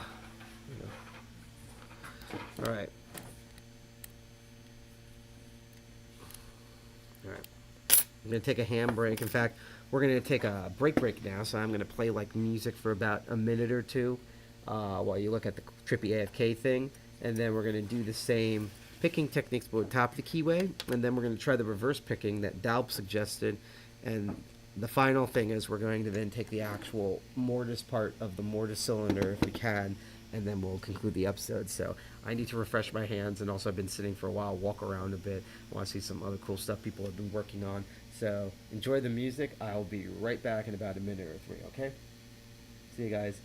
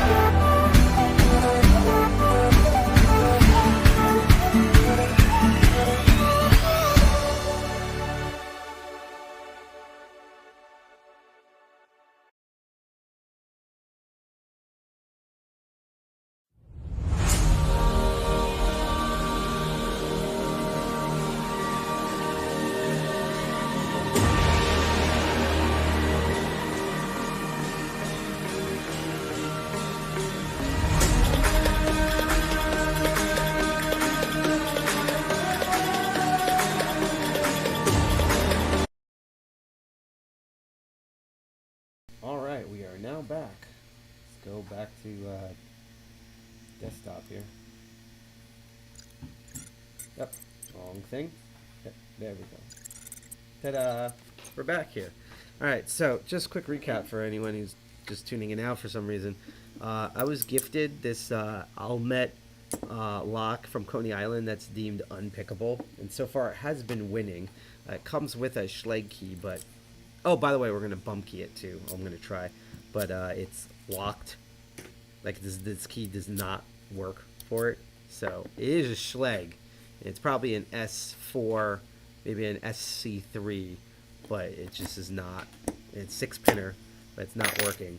So, we've tried raking techniques. We've tried single pin picking. We've tried hybrid. Nothing's been working. But we've been all currently using bomb the keyway tension.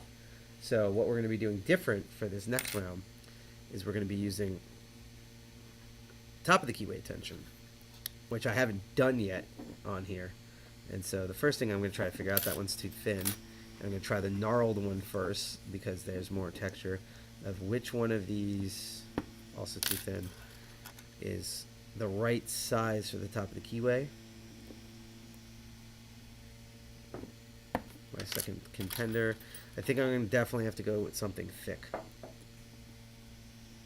Oh, what the? We just found out something new about this lock. That might be the reason why we're having a hard time picking it. Oh.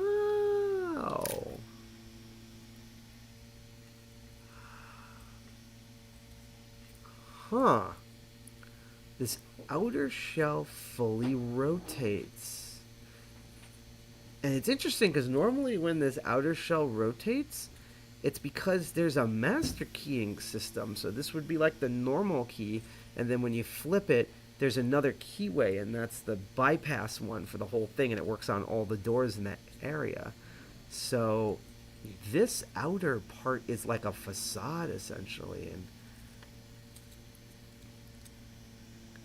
now I'm curious about, we might spend a bit more time here to see if we could pry this outer casing out.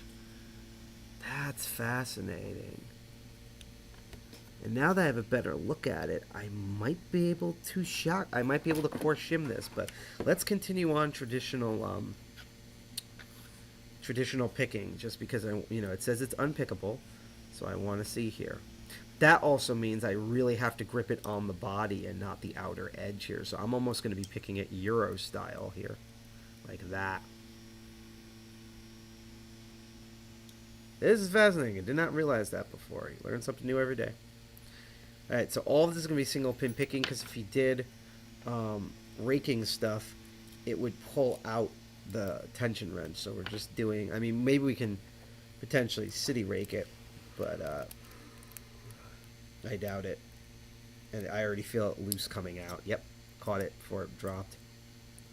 That's interesting that this outer part rotates. That's unusual.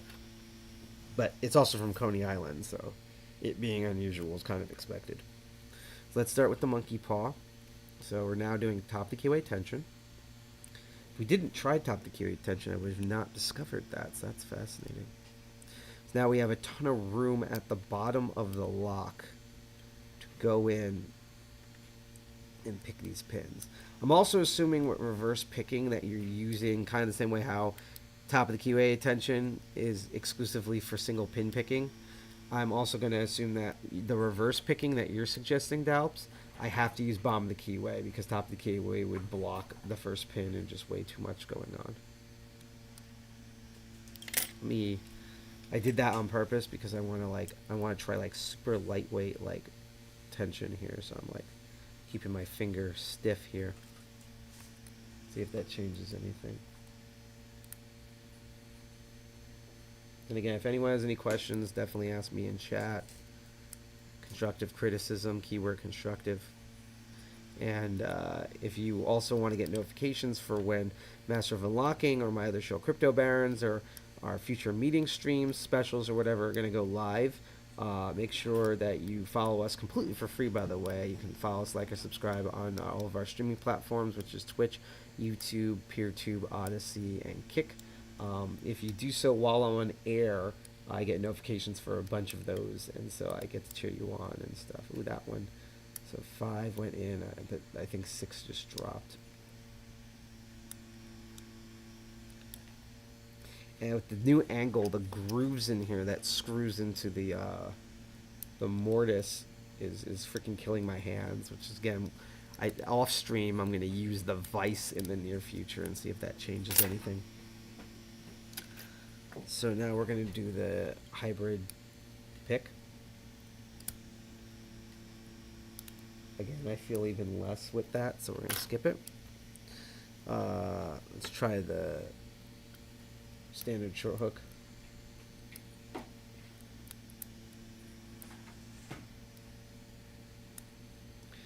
This position also is hurting my hands more, so in the future I'm going to try top of the keyway, but actually in the vise. Let's try the, where's the Tron? Where did I put it? Let's try this. Also getting distracted by this awesome costume work that's going on over here. Oh, felt some rotation on that when I set pin number 3. So I don't feel any counter rotation, so either that is a, because that could still be a spool, but that also could be a hybrid. Interesting. Sorry, that could also just be set. And release the tension on it. Next, I'm going to do 15,000ths of an inch.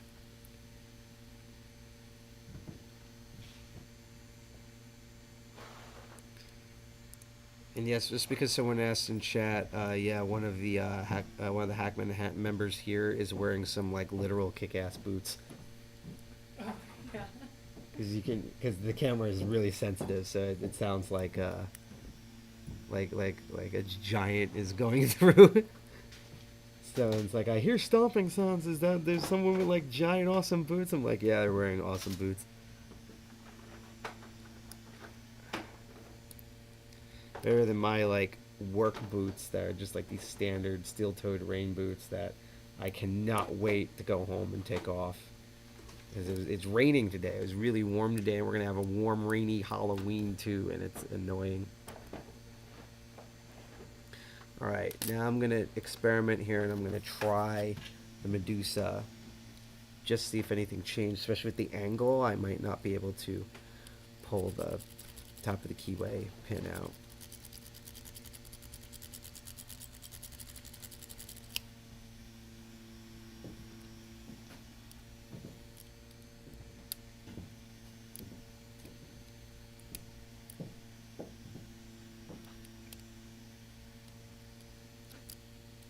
Alright, so I'm going to do another hand rest, and normally this is where I would end this, but two things. One, we're going to try Dalp's Dark Arts lockpicking method of reverse picking, which I've only done once before, so that should be fascinating. Then I'm going to go into my kit, we're going to bump key this, and then we're going to try, I might try to take this outer shell here apart. But if not, we're definitely going to go and actually do the actual mortise mechanism here because it's so fascinating, and I actually haven't opened it yet. So we'll see if we can even get the screws out for this. So we're just relaxing our hands here. Stormtroopers are here to stop from... So one of the comments we have about your awesome boots says, the Stormtroopers are here to stop you from picking the unpickable lock. Yeah, they are. Yeah. I mean, as a giant Star Wars fan, and apparently I'm one of two in that in terms of this space, you know, if that did happen, that would be very interesting.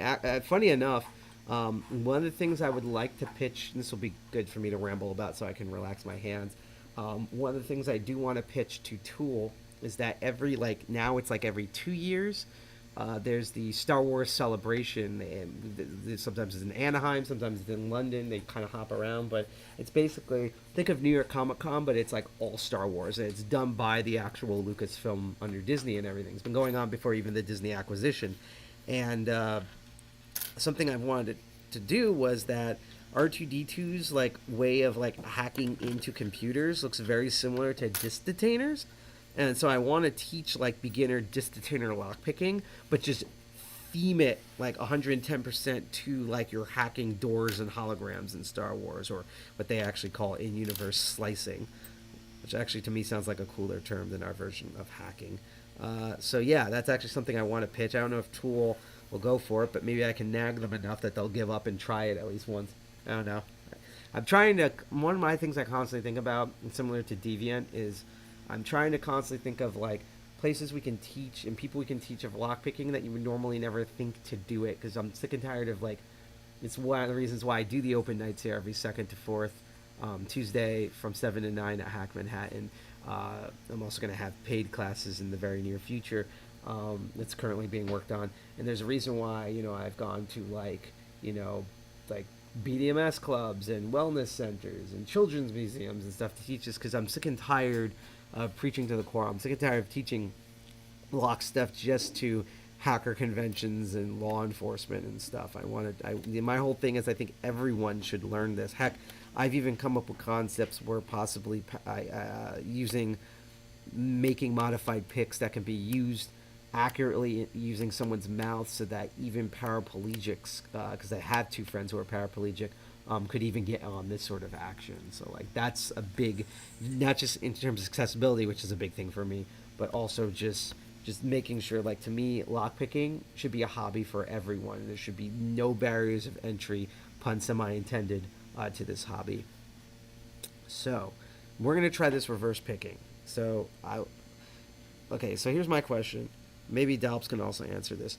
Should I try using the reverse side of the city rake or the reverse side of the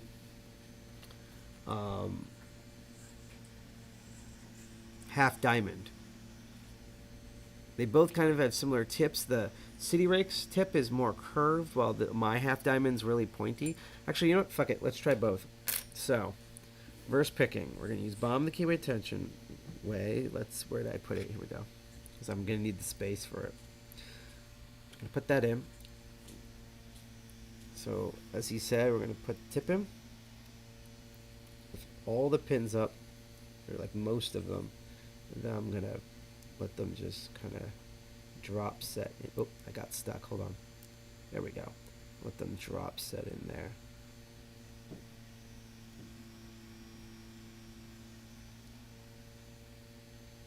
Ooh, that 6th set.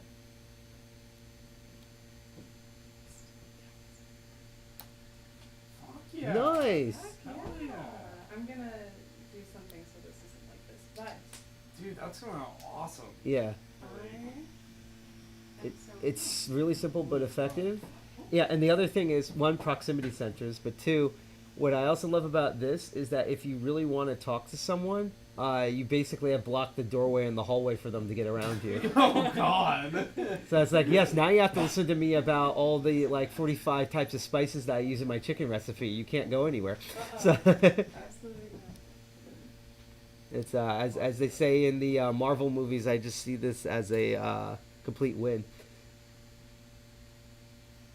At least you didn't fill up the entire space with paint fumes for 30 minutes. Did you do that? For what? For the headpiece, to make it yellow. To be fair, I did it very responsibly. Oh, I'm sure. Yes. And by responsibly meaning coloring the floor green. No, you can get... I You did leave a bunch of the floor green. Well, here's the thing. I did get as much as I could see at the time. Yeah. It comes off. Dude! What? No, literally, I even left instructions that if you find more patches that I couldn't see, it does come off. Dude! It's just someone, I guess, didn't decide to do that. So, do you want me to go and do No, it's whatever new fine. ones? Well, at some point, if you don't mind, that would be great. Because that was the thing, like it. We have a tarp somewhere. We have drop cloths. No, I put a tarp down. It's just that's literally the excellent. Yeah. Because I even warned about that. I was like, enough to give a shit. no, it's not even that. It's just more of like, it's like I literally, like, the people here, I was like, if you find more that I can't see, you just get it off by using this. It's like really simple. Like, the weird thing about that type of paint is it literally, and it also came off by the other night, it literally it barely sticks to anything except for human skin. So it's like, you can literally, like, it got on my pants and I wiped it off instantly. Like, you know, like, it's like that. It's just, it's like, once it gets on your thumb, it's like, great, this is going to be on me for 2 hours. So, which is why it sticks to foam really well. I will say that I am making progress here, but it's still weird, which is why I'm legit thinking that unless I'm going insane, that there's probably actual security pins in here. Because I do feel the mini clicks that you would with serrated ones, and I haven't felt the spool yet, but I've had spools, especially that are like more mushroom pinned or oddly designed, sneaked up on these. So These are too small to be usable, right? Do you think somebody would be into this? So Charel wrote, I suspect rotating the outer shell provides some decent kind of life. disconnect Some or older additional pieces, way to right? frustrate normal picking, which I think might have been one of the mechanisms. I haven't had a problem with the core because if you haven't noticed the way I'm holding it, I'm actually holding the lock body on its side. My hand's not anywhere engaged with this front outer shell. Me realizing it was rotating, that happened completely by accident because I accidentally did hold the shell when I used the top top of the keyway and it rotated. But the reason why I hadn't rotated previously is because I've been holding like the actual lock body. So yeah.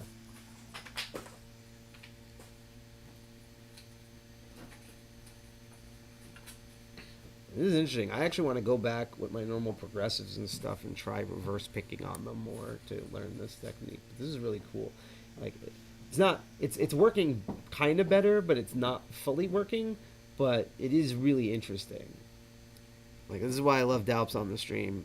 Same thing with my mentor, because they just give me ideas I would have never thought of before. And it's making me, again, this is why I'm thinking there are like actual security pins in here, because of the way it drops here. You know what's funny? That's actually one of the few lockpicking lawyer videos I haven't seen, because I have been recommended the Unpickable lots of stuff made here. And the same thing, he also has a Naughty Bucket one from like 5 years ago, but I haven't seen any of them yet. So, all right, so we did all the techniques here. There's only one thing that I want to try left with my limited ability, and I have to go. I'm gonna leave the camera running, but I'm gonna go into my lockpicking case and attempt to bring this shit out. I should have did this before, but that didn't happen. I'm terrible at this technique, ironically enough, but I am going to attempt to see if, the bump key for my Schlegs actually fits in the keyway, and if it does, we'll see if we can actually bump key it open. I'm going to laugh if it actually works.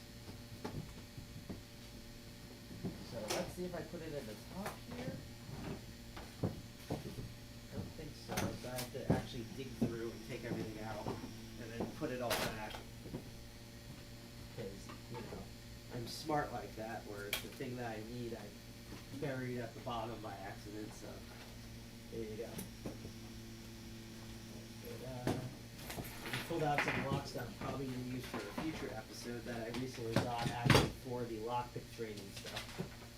So, that's going to be, I mean, everyone's probably seen the post of it, but I'm not going to bring it up on stream, just so that's kind of like a mini surprise for people who just really only pay attention to the streams. So what you're not saying here is I've taken the big case out, because if I did this correctly, it should still be buried in here somewhere. Here they are.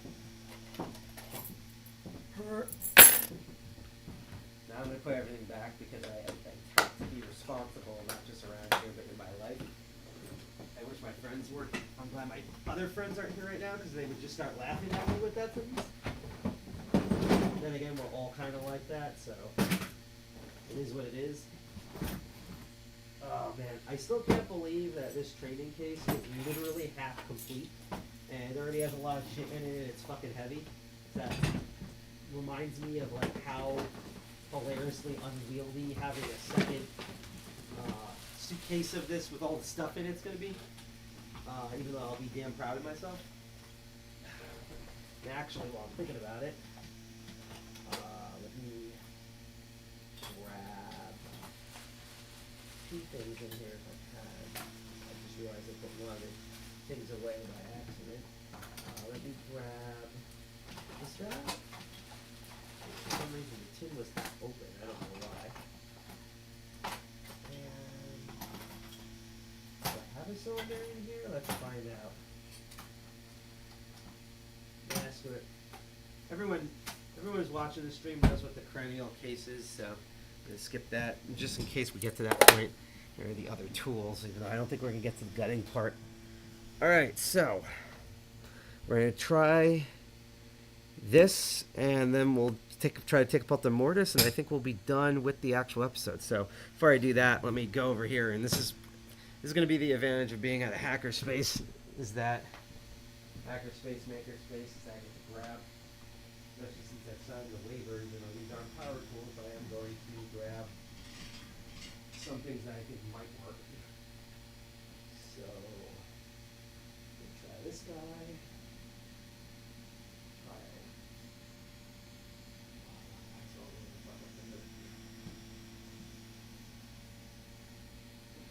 Sometimes I look at things here and I realize if you grab them the wrong way, everything else would probably fall along with it. Let's try these three. And then I'm going to go into the drawer over here and get a locksmith classic of what a lot of people traditionally use when they don't have the right tool for this.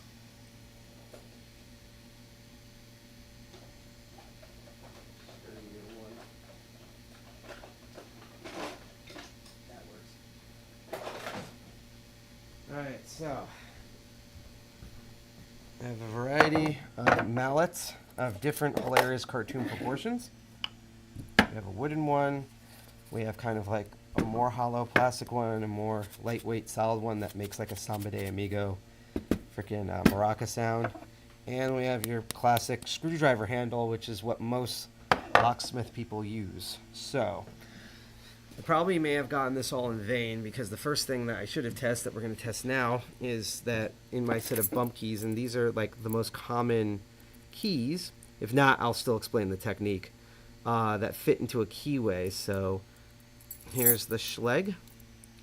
1, 2, 3. Let's see if this works. I also don't know if we have as many bumps. Okay, so it does fit in the keyway, but I also am worried because, let's see. It says 5 bumps. There's kind of a mini bump at the end here. And I believe, because I'm going to count the cylinder again. Get a flat tool. Push up all the pins.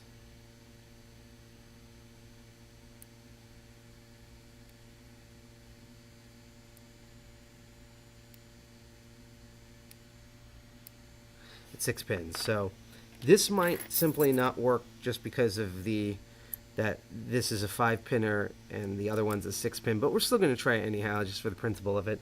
So the way you're supposed to do this, and also I don't have the little rings, which has an interesting story about, a lot of people know them as bump rings, but they're actually, like with most lock stuff, a completely different thing, where using them for bumping is what most people know them as now, but they actually have a completely different purpose. That when I do the proper episode about bump keys and how not to, and also how to do proper like prevention for them if you like are building locks, they actually have a completely different use. So I'm going to save that tidbit for that when we get to that episode. And typically what you do is you kind of pull it like half out or 1 pit out, and you're going to hold the cylinder. That's why it's better when it's in a vise, and like do light rotation pressure. Then you're going to tap it and try not to kill your hand, like I'm probably going to do on the live stream. And it's like a solid yet light tap, and it should work. I'm going to read the chat though before I do this. It says, it's so stupid, but I do find the bump hammer style tool would be more useful than substitutes. Yeah, exactly. And I've actually never used a proper bump hammer. That's why I want one. I'm going to be ordering one on my next paycheck, so it should be here by the end of November. So let's try the lightest weight mallet that I have first. So here we go. So we have it in 1 click. We have it in. That didn't happen. You're supposed to do this a couple of times. I probably should take it off the keychain, but I'm just going to be lazy and do this. So we have that core rotation, and let's do it one more time. I wouldn't be surprised if more experienced people in the chat are like screaming at me right now of like, he's using it the wrong way. But I really think it's because it's if this technique does work, but it's not working now, besides just me probably maybe doing it wrong, I could also see that it's just that this is probably a 5-pin bumper and I need a 6-pin one.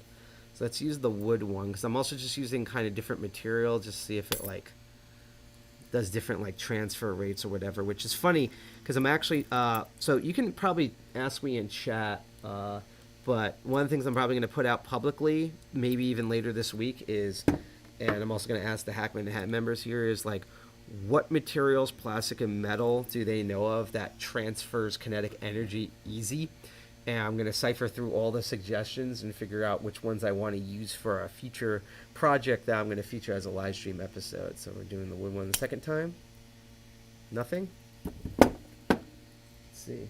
Bump keying is more benign to use than their normal use. Exactly. And I will say that the bump, whatchamacallit, what they call the bump stoppers, or the bump rings, are way better used for bump keying than what they're actually used for. I can't wait to get to that episode, because a lot of people don't know what those rings are originally used for, because it would horrify them. So this is kind of the heavier, call this the salsa one, because it has that like maraca shake in it. Okay. And my thing is, I wouldn't be surprised if this is working, but it's just not hitting all the pins properly. So, but I thought I would just try it. just to say that we tried it. And finally, let's do the locksmith method of using the back of a solid screwdriver. I say that like there's like a gaseous screwdriver or whatever. Nope. Try it again. Alright, third time's the charm. So, we now know 3 things. Well, first of all, that this is the right, so this is literally a 6-pin SC1, basically. Fits in perfectly fine. That either this has anti-bumping design in it, it could also just be the lock's a piece of shit and won't open, or that this is a 5-pin bumper, because you can see here when we line it up, this is a 5-pin bumper, and we probably need, I'm probably going to have to make another set of these that are all 6 pins. So, this still, currently, as far as this episode, remains unpickable. That doesn't mean you can't pick it open, because every lock out there that has ever been made and will ever be made that's not broken is pickable. The thing about it is that it's both skill level, time, and if it's broken or not. So, what we're going to do now is basically I am going to do more studies on it off cam.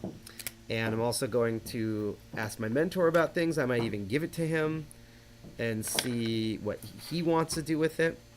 Maybe he'll find out it is broken. Maybe he'll pick it open in 10 seconds and tell me a technique that I didn't think to do, or that I was very close and it turns out I just had to change one thing about what I was doing to make it work.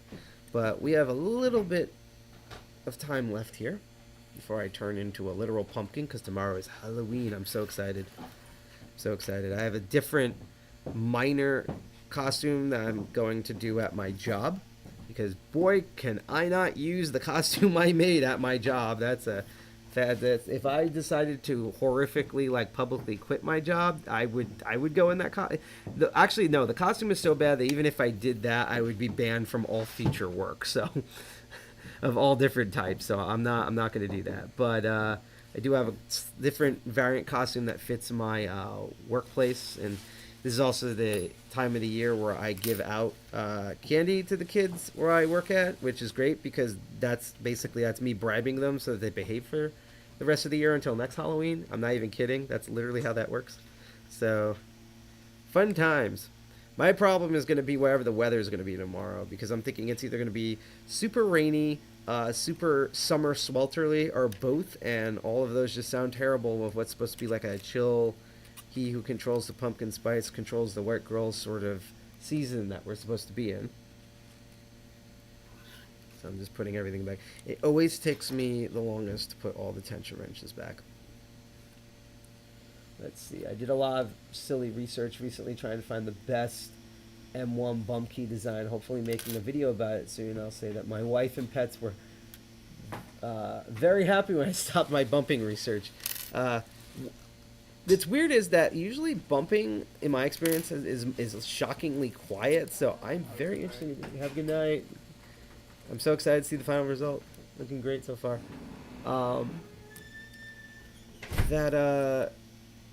I'm now really curious. By the way, in your video, because send to DCG201 when the video comes out, because not only will share it, but I want to see it.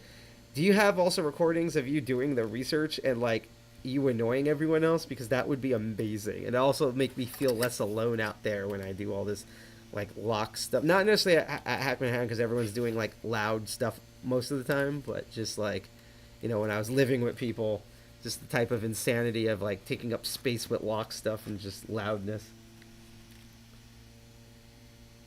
24. Oh, so you were literally a woodpecker. Actually, you know what? I wonder if we could do that one day as lock sporters. I wonder if we could somehow trick or train a woodpecker to do the same motions as woodpecking, but doing it on a lock, and to see if like its motions to pecking wood will open an actual lock with like low security on it. But so we put all that away. We're gonna look into the actual mortise design here. I'm gonna attempt to take it apart because it might not work. And then I'm gonna show a short video. We're gonna hop around about the particular thing with this mortise cylinder. That's not a Medico, by the way, for all the people who are looking at Coney Island. I'm getting the this is my personal ratcheting system. It's like it's just a basic bitch ratcheting system. I'm gonna use the extension on it for no reason, just because I find better grip for it. And yeah, and then I'm going to actually use a little bit extra time to see if I can take this rotating thing off, and then we're going to end the stream. And by the way, this is a recap. When we end streams, if you are on Twitch or YouTube, it's going to forward to a different video. Now, for YouTube, it's going to be Lady Locks, because that was the only one I could link to at the time. For Twitch, it depends on who is currently live streaming. So, whichever you're on YouTube or Twitch, when you go to the other channel, make sure to say hi and treat them really well and stuff. So, okay, so we're doing this screw over here. So this is the first one that's going off. And if we get this off, I'm going to describe this to the best of my ability. That's one screw. Very dirty screw. Like, you can see just the, like, auto mechanic levels of how, like, this... I remember when I first got this and I asked, was this door, like, underwater or something? Because it was, like, there's not really rust on it. There's a little bit of rust here and there, but it's, like, mostly... It was just that levels of dirty. And, it's, like... I've encountered a lot of, like, dirty lock mechanisms, but this is definitely in my, like, so far, my, like, top 10 list of, like, I would put this at, like, a 7 or a 6. Like, it is shockingly dirty for what this is, even in the environment that it was in. Alright, so far the screws are coming out good, and they're all uniformly the same size, so I don't really have to worry about, like, mixing them up. Okay. This is going a lot better, because this also works on the back ones here, except well, this one's not catching because I have to use the bigger one, but they're loose now. They weren't.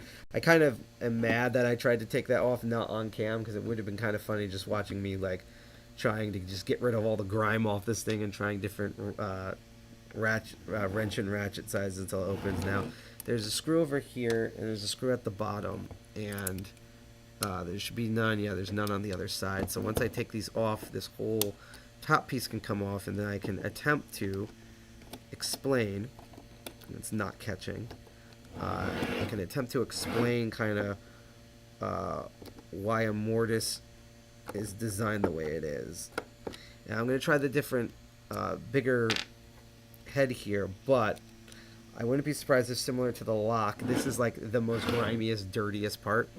See, my hands already look like they're like a coal miner. So if this doesn't catch and open, I might have to, like... Oh, there we go. Yeah, the grime's really making them stick.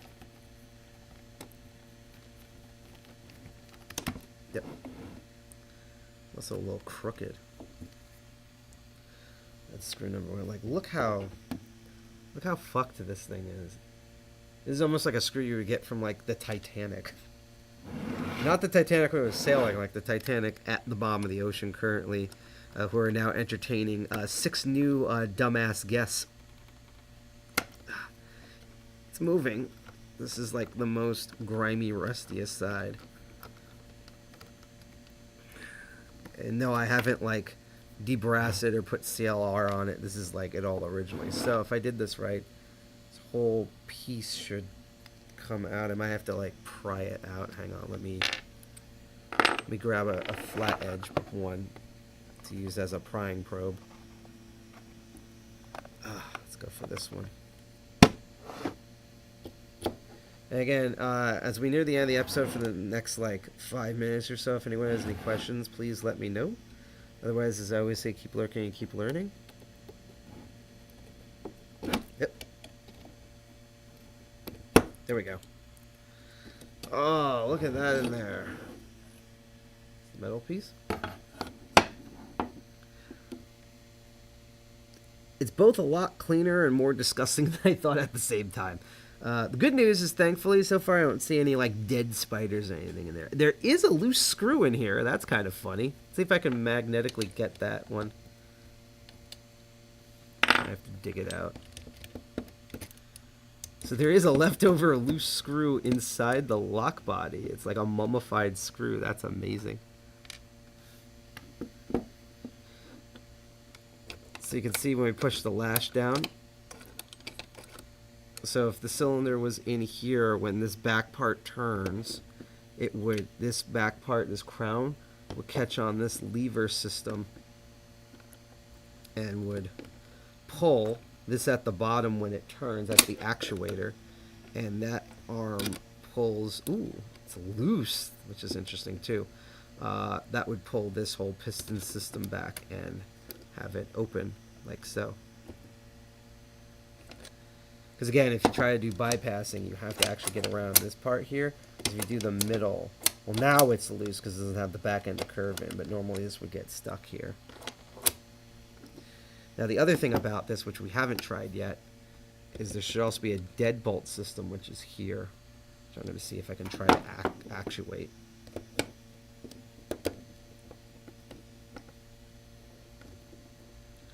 Maybe I have to push it in to actuate?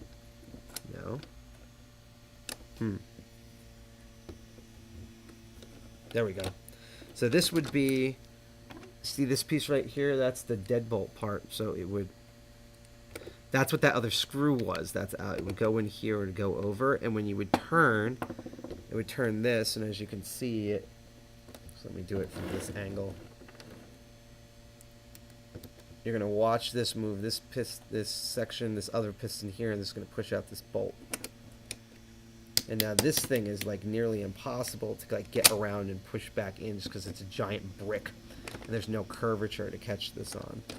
And also, which is another feature of the mortise, this can move, if you did like a bypass, this can move independently to go slip around and move this.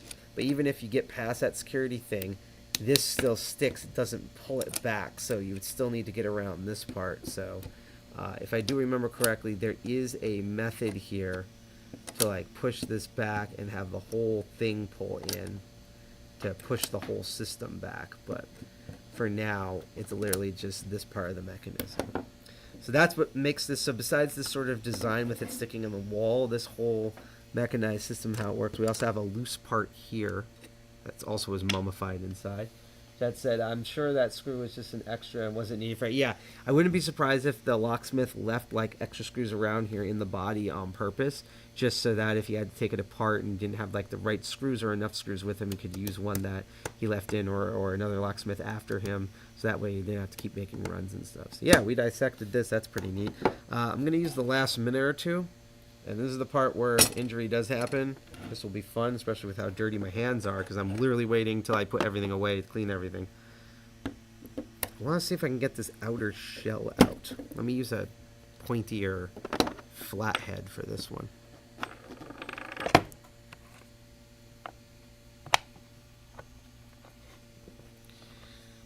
Less wide, but more thin and pointy. Should work. Because first I'm going to see if I can pry the edges and take it off. It's really rusted.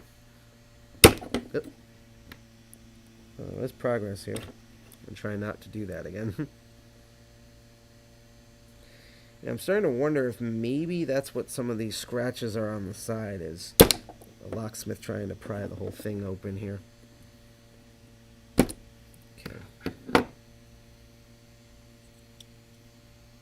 Trying to see.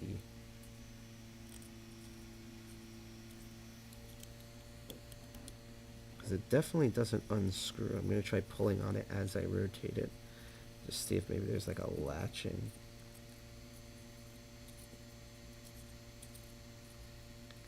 Yeah, it goes around to infinity.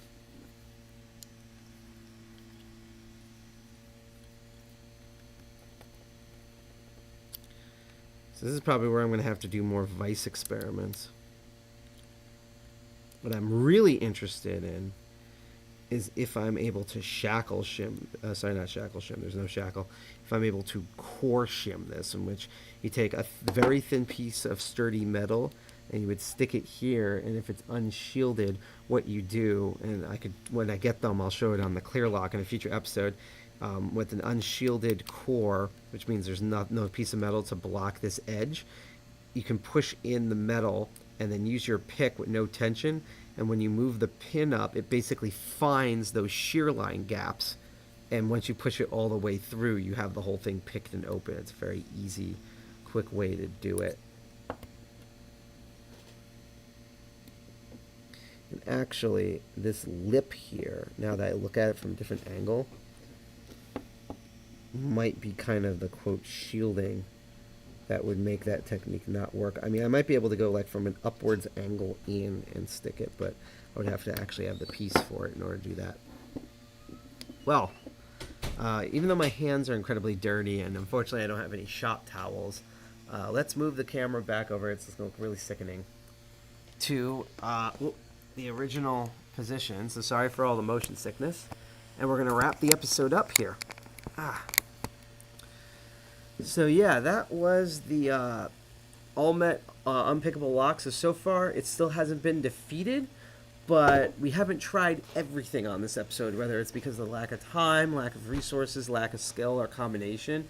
I'm going to keep doing more experiments on this, including that like core shimming thing, if it does work, to see if I can open it. If I'm able to open it and consistently open it, I will do a follow-up episode where I will show how I opened it, and then we will properly gut it and see what's been causing problems in the time, including if it might even be broken. Because if we determine it's broken, I might just have my mentor just cut into this lock and take it apart that way. So that's it for the Master of Unlocking.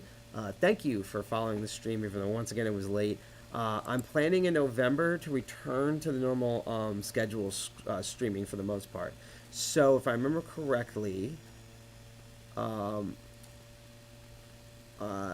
see here. So if I remember correctly, I should be streaming the first and third Sundays. So the next Master of Unlockings, if everything goes right, should be the first.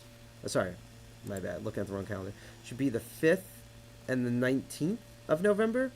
And then the Crypto Baron should be the 11th, which is Veterans Day, which would be interesting, and the 25th of the month. So I will see if I can stick back to those schedules. If not, again, if you follow us on our social media, which I will post the link tree for that in, whether it's Twitch, aka X, because Elon Musk is a fucking psychopath, the Hostux.instance of Mastodon, Minds.com, Spoutable, Co-host, Instagram, GitHub, Minds.com, all of those. You can go follow us there, and every time on all those, we make the same announcements of, hey, this is the upcoming stream, hey, we're streaming live now, and all that jazz. But if you want even more direct notifications, you can follow us and turn all notifications on, especially on this second vid on YouTube, Twitch, Odyssey, PeerTube, and recently Kick. So hi everyone out there on that. And again, if you're on YouTube, make sure you click that bell and turn all notifications on, because YouTube is a piece of shit. Thank you for watching the show. So with Crypto Barons, I'm like juggling between different topics. I honestly don't know what I'm going to be covering for the next 2 episodes, but I'll give you a rough idea. I recently got some supposed high security locks, a master lock, that aren't actually high security. That was for the picking classes that we have here on Hack Manhattan that I do on the second and fourth open houses on Tuesday, and they also just have open houses in general every Tuesday and Thursday from 7 to 9 p.m. Remember, you take the path 33rd, you walk up a couple of blocks, it's on 37th Street in Manhattan between 6th and 5th Avenue. It's excellent, and it's again using tools and stuff. Well, this is mine, but like, you know, tools and stuff from the space, table space, all the weird conversations are in the background. It's great. So I originally got that for those in-person demos, but I might feature them on the stream. Something that I was been thinking about for the second episode, last year I did a stream about, it was purely web-based, although I had physical examples to show off of I get this all the time, every time, where do you buy lock picks? Where do you buy locks? Where are the best local locks you can get? Can I get custom picks? You know, where's some cool, unique stuff, cool gems, cool ideas for gifts? We did a stream like that. Not only have things changed, so I want to update it and do a follow-up stream, but also we were streaming at a McDonald's that was really noisy. So, you know, even though we have interesting conversations at Hack Manhattan with like the facility and how relatively quiet it is, I was thinking of doing like the second episode, so that would be that would theoretically be the 19th of November. I want to do a follow-up episode of like, here's where you buy lock picks, real locks, show off some of the examples I have physically so you see what they are, gift ideas. That way you have a month and 2 weeks leading up to Christmas, as well as if you celebrate it, gift giving for Hanukkah and Kwanzaa and stuff. But you have enough time for the holidays, for gift giving holidays, that if you want to buy something for yourself as self-care, self-treatment, or something for someone else, or to get into this hobby, or for someone else to do, or whatever, you have enough time to go to all the places I list and shop for them and buy for them and get them shipped in time way before the holiday rush and the dreaded awfulness that's Black Friday. So that's probably going to be one of the 2 episodes in November, but the other one, don't quite know, still figuring it out. Regardless, that's it for the episode. If you are on Twitch or YouTube, say hi to the people that you're going to be pushed over to next. Again, I hope you follow us on our channels of Twitch, YouTube, PeerTube, Odyssey, and Kick. Yeah, this has been a really cool stream. I am definitely going to wash my hands, stretch out, cry for a bit in the sink because of how frustrating this was, even though I learned a lot from it, and then finally take a rest because, boy, do I have work tomorrow. And it's Halloween, so I hope you have a safe rest of the night or day or wherever you're from. I hope you have a fantastic, successful Halloween, even if you don't celebrate it. If you are still listening out there, Dalps, aka Dark Arts Lockpicking, please, by the way, here's our blog. Please, I hope you get a swift recovery and you get better and you don't fall for whatever same bullshit that caused you the injury in the first place. And if you get a chance, he's Dark Arts Lockpicking is on Instagram and YouTube under that same exact screen name. Go check their channel out. It's amazing. So that's it for here. Happy early Halloween. Hack the planet. Dirty Jersey represent. And remember that... which is something I'm going to cover when I get a future case thing. I normally have cleaning supplies. I ran out of them. Good thing to have for whether you're an instructor or you're learning by yourself, get lava soap and blue shop towels, because once you get to dirty and oily pieces of shit like this, that will help. Especially make sure to wash your hands before you touch yourself and eat food and stuff, because otherwise you're putting all sorts of metals and chemicals and diseases in your body that will probably cause COVID-22 electronic boogaloo or whatever. So stay safe out there. Happy early Halloween. Outro music. Say hi to the people you're going to see next year on Twitch and YouTube. I'm taking a break. See you next Master of Unlocking. Peace. Bye, everybody. Bye, everybody.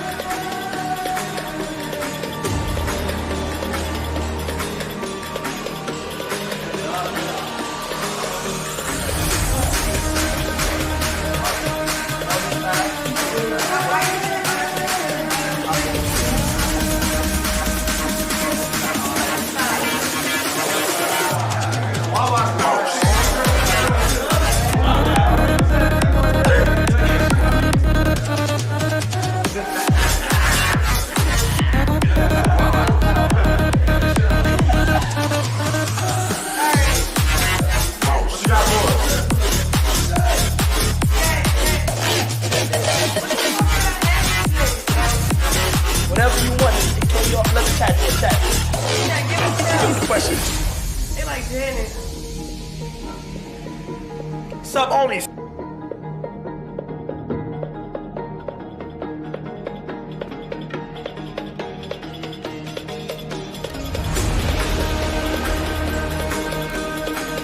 Fucking